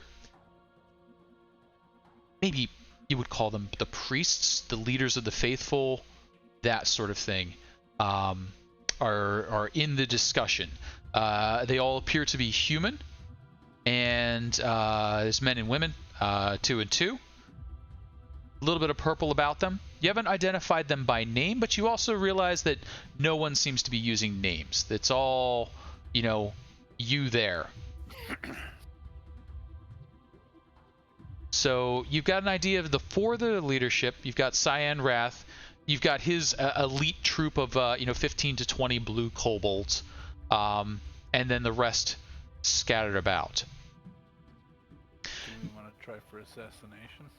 Yes, I think that is what I'm thinking. We have sown discord between the mercenaries and the kobolds. Now I think the next step is discord between the mercenaries and the priests. So we see if we can take one of these leaders and make it look like the humans did it. Because the kobolds would not, because we think they are devout. Yes, you told us the religion, they would follow these people because they are the priests of the gods. But the humans are just here for money. So we could easily draw that distinction. Yes? And if I remember correctly, they might already be upset because they're losing out on money with every piece that is dropped. Yes. So they might be just upset enough to maybe kill and take a fancy mass. Even if they aren't here for money, we can make it look like they were. And continue to sow discord. I think we have already split up 2 factions. If we can split a third, that would be very good. I agree. Sounds good.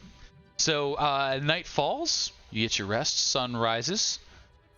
Sounds like the plan for today is an assassination. Are we looking at just targeting one? Are we looking at spreading some rumors, targeting more than one, starting a fight? How are we planning on pulling this one off? Let's start a rumor that so-and-so's gonna die tonight. But only... But by description. Yeah. Okay. And maybe make it super vague. It doesn't matter. Like, the kobolds are gonna take one of those human guys down tonight and make it... No, the humans are going... The mercenaries are... Oh, the mercenaries are gonna take down one of the leaders tonight.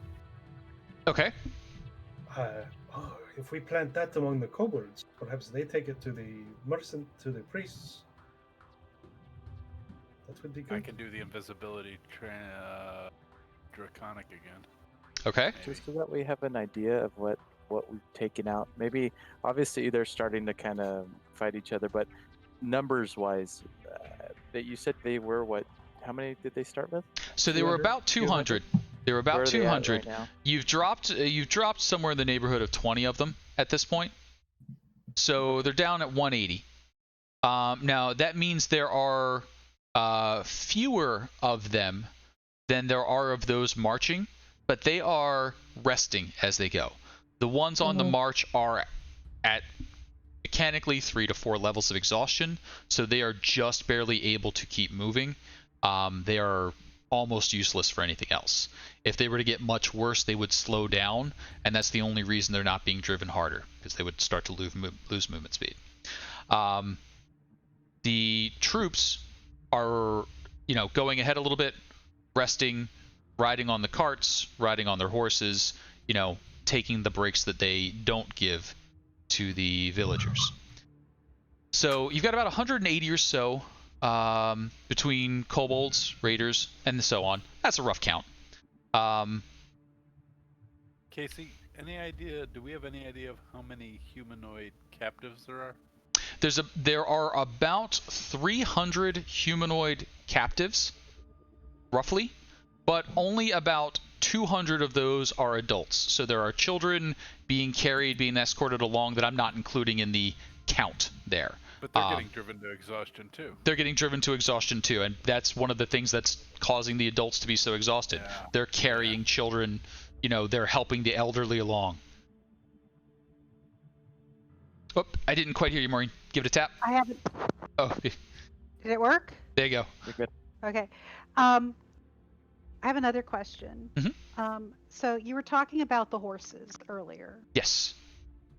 So, are the horses being stabled or tethered, or is there a picket line?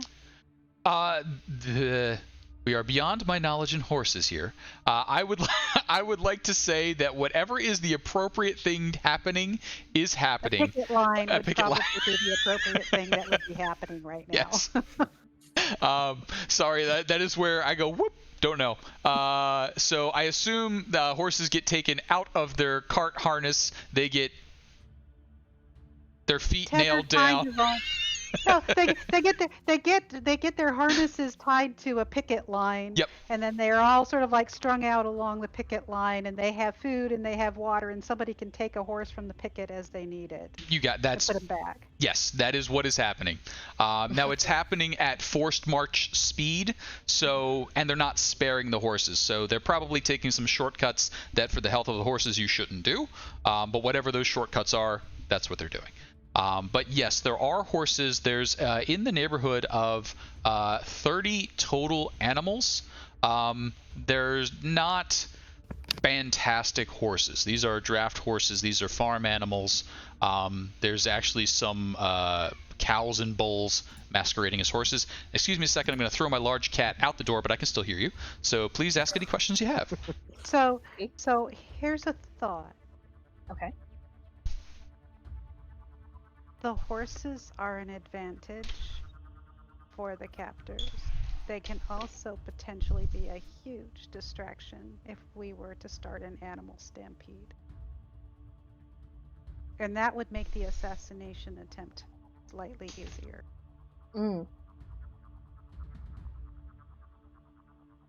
I agree to that.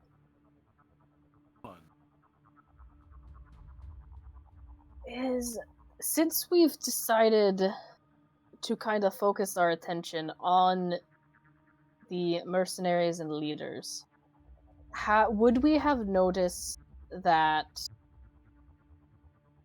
sometime during the day, because I would assume that maybe the priests would have to uphold some sort of like prayer or like daily ritual. Would there be some point in the day where they are alone enough for such a thing to happen? So, while they are cult leaders, you don't see a lot of prayer and devotion. This whole act, from what you've picked up, is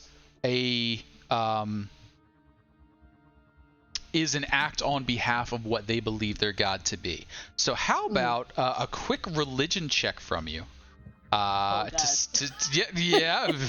let's see. Exactly. As you start to put that one together yourself, let's see a little religion-y thing. I know so much about religion, guys. You're like, Whoa, thanks for the gems, man! thanks for the gems. They pray, right? In They religion? pray, aren't they? You're like, where's the temple? There's supposed to be a temple, and you can't figure out. Where's their pray tent? Yeah, Where do they do the things? Where do they do? I see no incense. They're doing it all wrong. Clearly. Yeah, the insurance. Never mind. But so as things I've heard so far, we're probably going to do an assassination attempt. It's going to be targeting the human leadership, and it's likely going to happen at night. It sounds like, because we want to stir up the horses, which would only be picketed at night. During the day, there's going to be an attempt to spread the rumor amongst the kobolds so that the humans will hear it secondhand, hopefully, so that the cult leadership will hear it secondhand, hopefully, from the kobolds. So far, I think I've got probably a deception from an invisible Rob during the day to start the rumor. I've got someone doing a free the horses at night. And how many of the human leadership are being targeted? Is it we're going for one or more? I think just one, yes. Just one? Yeah, I think it would be the safest, and if you overdo it, it might be just too much. Okay. If we try for more than one, it might be 100. Got it. So I'm figuring probably a stealth there to get in and do the deed, and so on.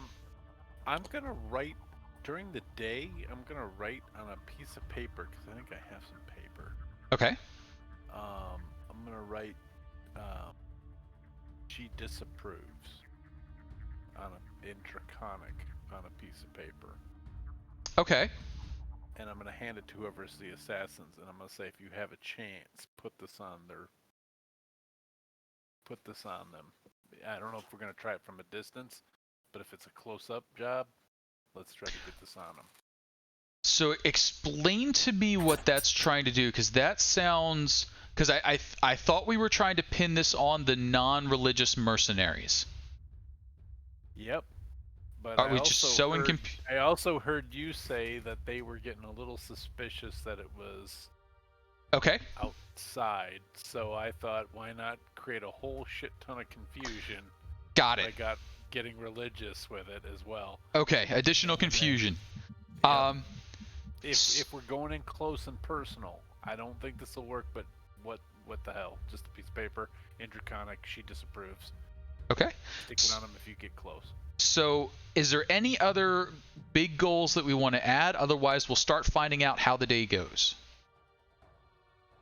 So just a rerun of a lot of big goals already. Okay. Yeah.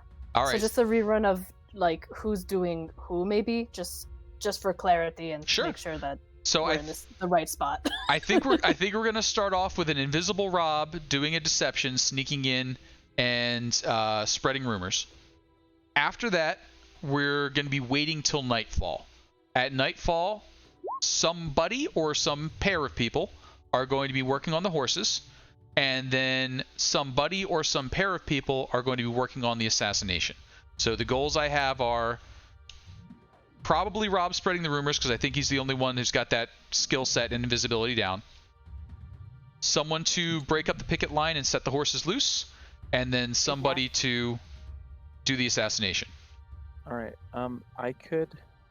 Well, I guess maybe I could, maybe as soon as we know that the horses are free, I could kind of maybe shift into maybe a wolf or something and howl, maybe to spook them a bit more. Nice. Sure. So then you and Enren will horse it, and that leaves Yaz and myself to do the killing. I could do that. A few hexes. I will state ahead that I am not subtle. I am subtler, but I am not the subtlest. I think we're beyond subtle, y'all. I think, But we're making it. We need to be a little subtle, otherwise we kill them, and everyone sees us do it. We need to be That's what the subtle horse enough is. to make a Kinda statement. Okay. So let's start off with the things I think we know. Rob, I think I need a deception from you to start spreading rumors during the day.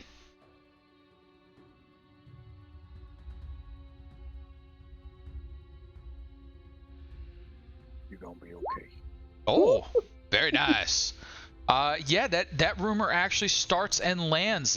You spread it amongst the kobolds. One of the clerics does pick up and hear this rumor, and then, what's going on? Where'd you hear this from? Oh, we just heard it happening around. Everything's sort of suspicious. Now, with that, the evidence of a threat, security starts to tighten up. Things start to bunch up a little bit. The humans pull in. The clerics, all gather around. They go to talk to Cyanrath. Cyanrath's like, don't be ridiculous. No one's going to take, an assassination attempt while I'm standing here. I will cut them into tiny pieces.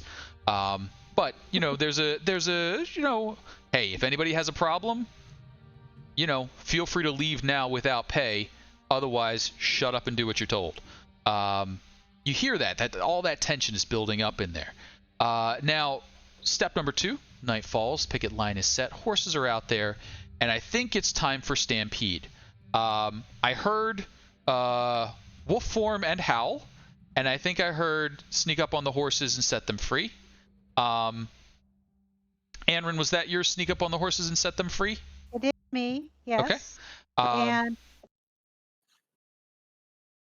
what I was trying to do was see which of these. So I have as a spirit seeker, I can use beast sense and speak with animals. So I'm going to go ahead and use speak with animals because that will allow me to actually talk to the horses. Perfect. And I have animal handling.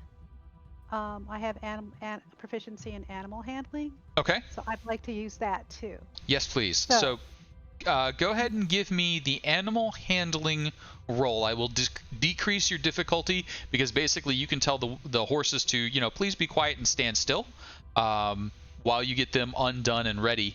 Probably not warn them about what's going to happen because you want real panic.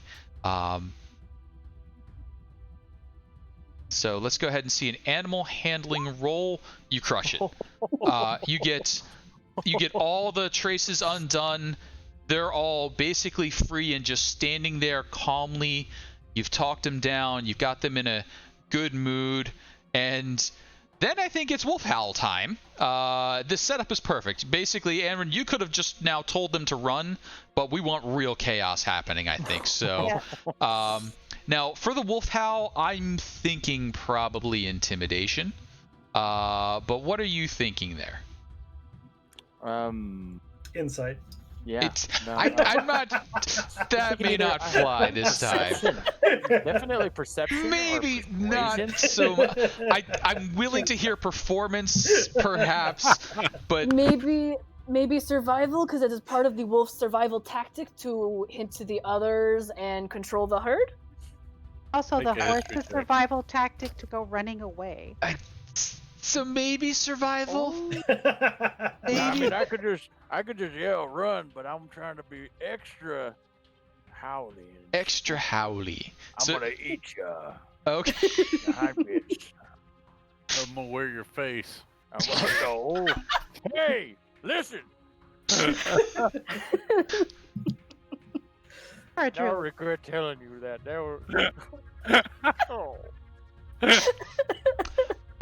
So could I see the skill of choice, players? What are you allowing? What did you land on? What did you? So I heard that I would accept survival, intimidation, or performance were the 3 that I heard that seemed reasonable. All right. Do I get anything for turning into a wolf and howling? You do. The difficulty has been lowered.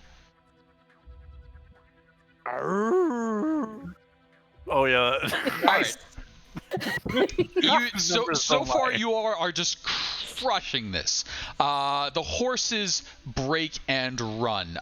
They go tearing exactly where you want them to, right through the rough tents that are set up. You keep them clear of the majority of the civilians, the citizens, but just scattering people left and right. People are diving. Campfires are getting knocked over. There's a sad Wookiee apparently. But it's all happening. Now, during all this chaos, Yaz and Sho are going to attempt to assassinate one of these folks. Right, and you're looking for your opportunity. Who is going first and what skill are you using? I was thinking something perhaps stealth, but maybe there's something else that you were going for. The only thing I can think of is stealth. Okay. And I could lead because Show, I believe, is not very stealthy. Not particularly. Okay. Not terrible. All right. Let's see. Deep breath. Deep breath. Okay. Oh, Wow. wow. Roll20 is being super kind. During the chaos, everything happens. You sneak in that hex, that witch bolt. It takes, a shot or two, and then they fall. But no one seems to notice. There's too much stuff happening. But Show, you see an opportunity here.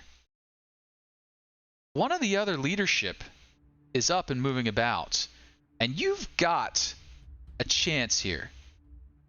Do you want to push it and go for a twofer? No. All right. It is too. The risks are too high. Got it. So you all work your way out of the encampment. Chaos is happening. Some of the villagers. Yep. Good. So I'm sorry. If it was possible, if it's possible before to go, make a, take away any variable and maybe slip that paper that Rob gave me into a pocket. Sure. And take the mask if you can. Oh yeah, I'll take the mask too. You steal all right, you got it.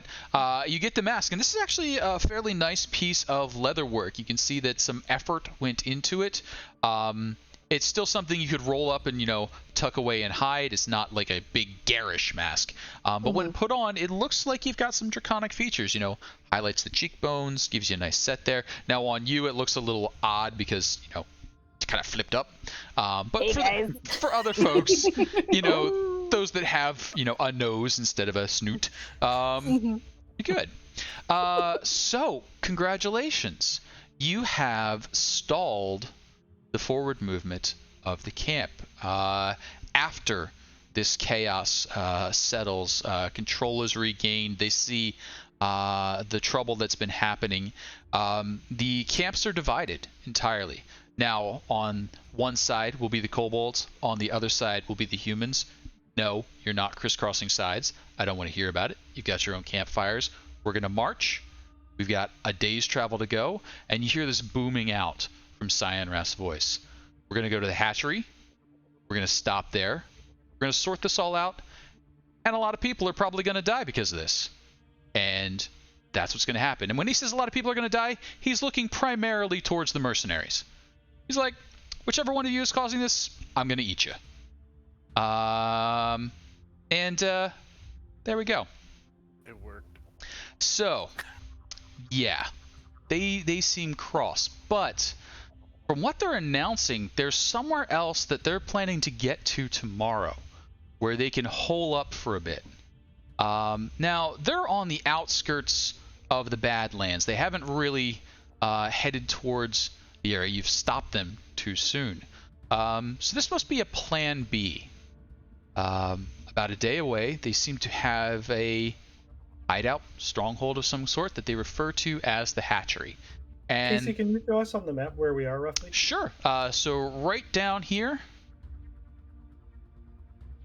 objects and tokens, click and click. Pick it up. Pick it up. Pick it up. Okay, don't pick it up. Just make a big giant pink thing.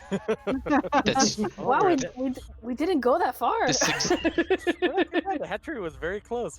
okay. So it's not going to let me pick it up right now. But Good basically, job, Zach. You really know this place. they've made it down to right about this area. So there's still they're still a little ways away from the mountains or the road. They've entered into the Badlands. They've traveled a total of about 135 miles at this point over the course of the 7-ish days forced march that you guys have been working through. And that's where we're going to pick up when we start this up again next week with the cultists, the raiders, the mercenaries, and the kobolds hopping at double time. And at this point, they are driving the villagers before them, trying to make the destination before more trouble happens. Cyan Rath and some of the leadership seem to understand they've bitten off a bit more than they can chew. perhaps that monk's idea wasn't so great. Maybe you really should have enough folks in a plan before you capture an entire village. But it sounded like such a good idea when Leozen explained it to them. See how it goes. So thanks everybody for joining me. Thanks everybody in chat for sticking with us and bearing with us through some technical difficulties in the middle there. But this is 20 Sides to Every Story. My name's Casey. These are the 5 great players that are making everything happen. And we will be back next week. Same bat time, same bat channel. In the meanwhile, please make sure to hop into Discord and join us for conversations and hop into some of the games we play. That's where I recruited all these fine folks from to play with me. I'm not sure when the next game gathering is. I know we've got a community campaign Tomorrow. Tomorrow night is Out of the Abyss. Got into Abyss, yeah. Oh no, sorry. Community campaign is what I was thinking of, which I think is Saturday or Sunday. But we do have Out of the Abyss, which is very entertaining to watch. The cast of thousands of NPCs being enacted and slowly whittled away. I believe I heard they already lost a Bupido.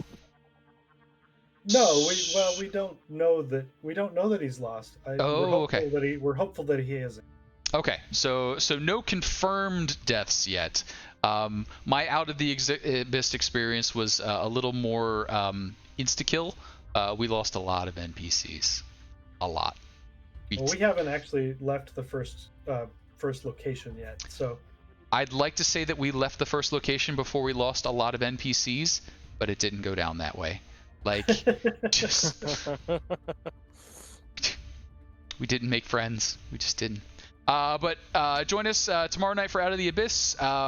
Friday, I don't know. Is a no stream day. No stream day. And you know what? There's actually a schedule in the Discord, so really the best thing to do, hop in the Discord, look at the schedule, and don't hear my mistakes. But thanks, everybody. Scroll down. Or scroll down. Also good. So I'm going to hit the stop streaming button. Everybody feel free to... Oh, does anyone have anything they'd like to say, announcements, etc.? Cool. Don't wear people's faces as masks. Do not wear people's faces as masks. Don't do that. Don't pull a Dwight. You Just don't do it. Just don't. The face. That's true. You know. Though I've been trying real hard. When we come back next week, I would like to have come up with a horse face joke. I was like, is that like a evening gown? You wear the long face, but I just couldn't make something happen. So there's a joke out there. If anybody knows what the joke is for wearing a horse's face, please join the Discord and let me know what that joke is so I can tell it next time. If there's no joke for wearing a horse's face, we'll figure it out. Definitely a joke out there. That guy, I feel there is. All right. Hitting the stop stream button. Bye. Good night. Good night. Right.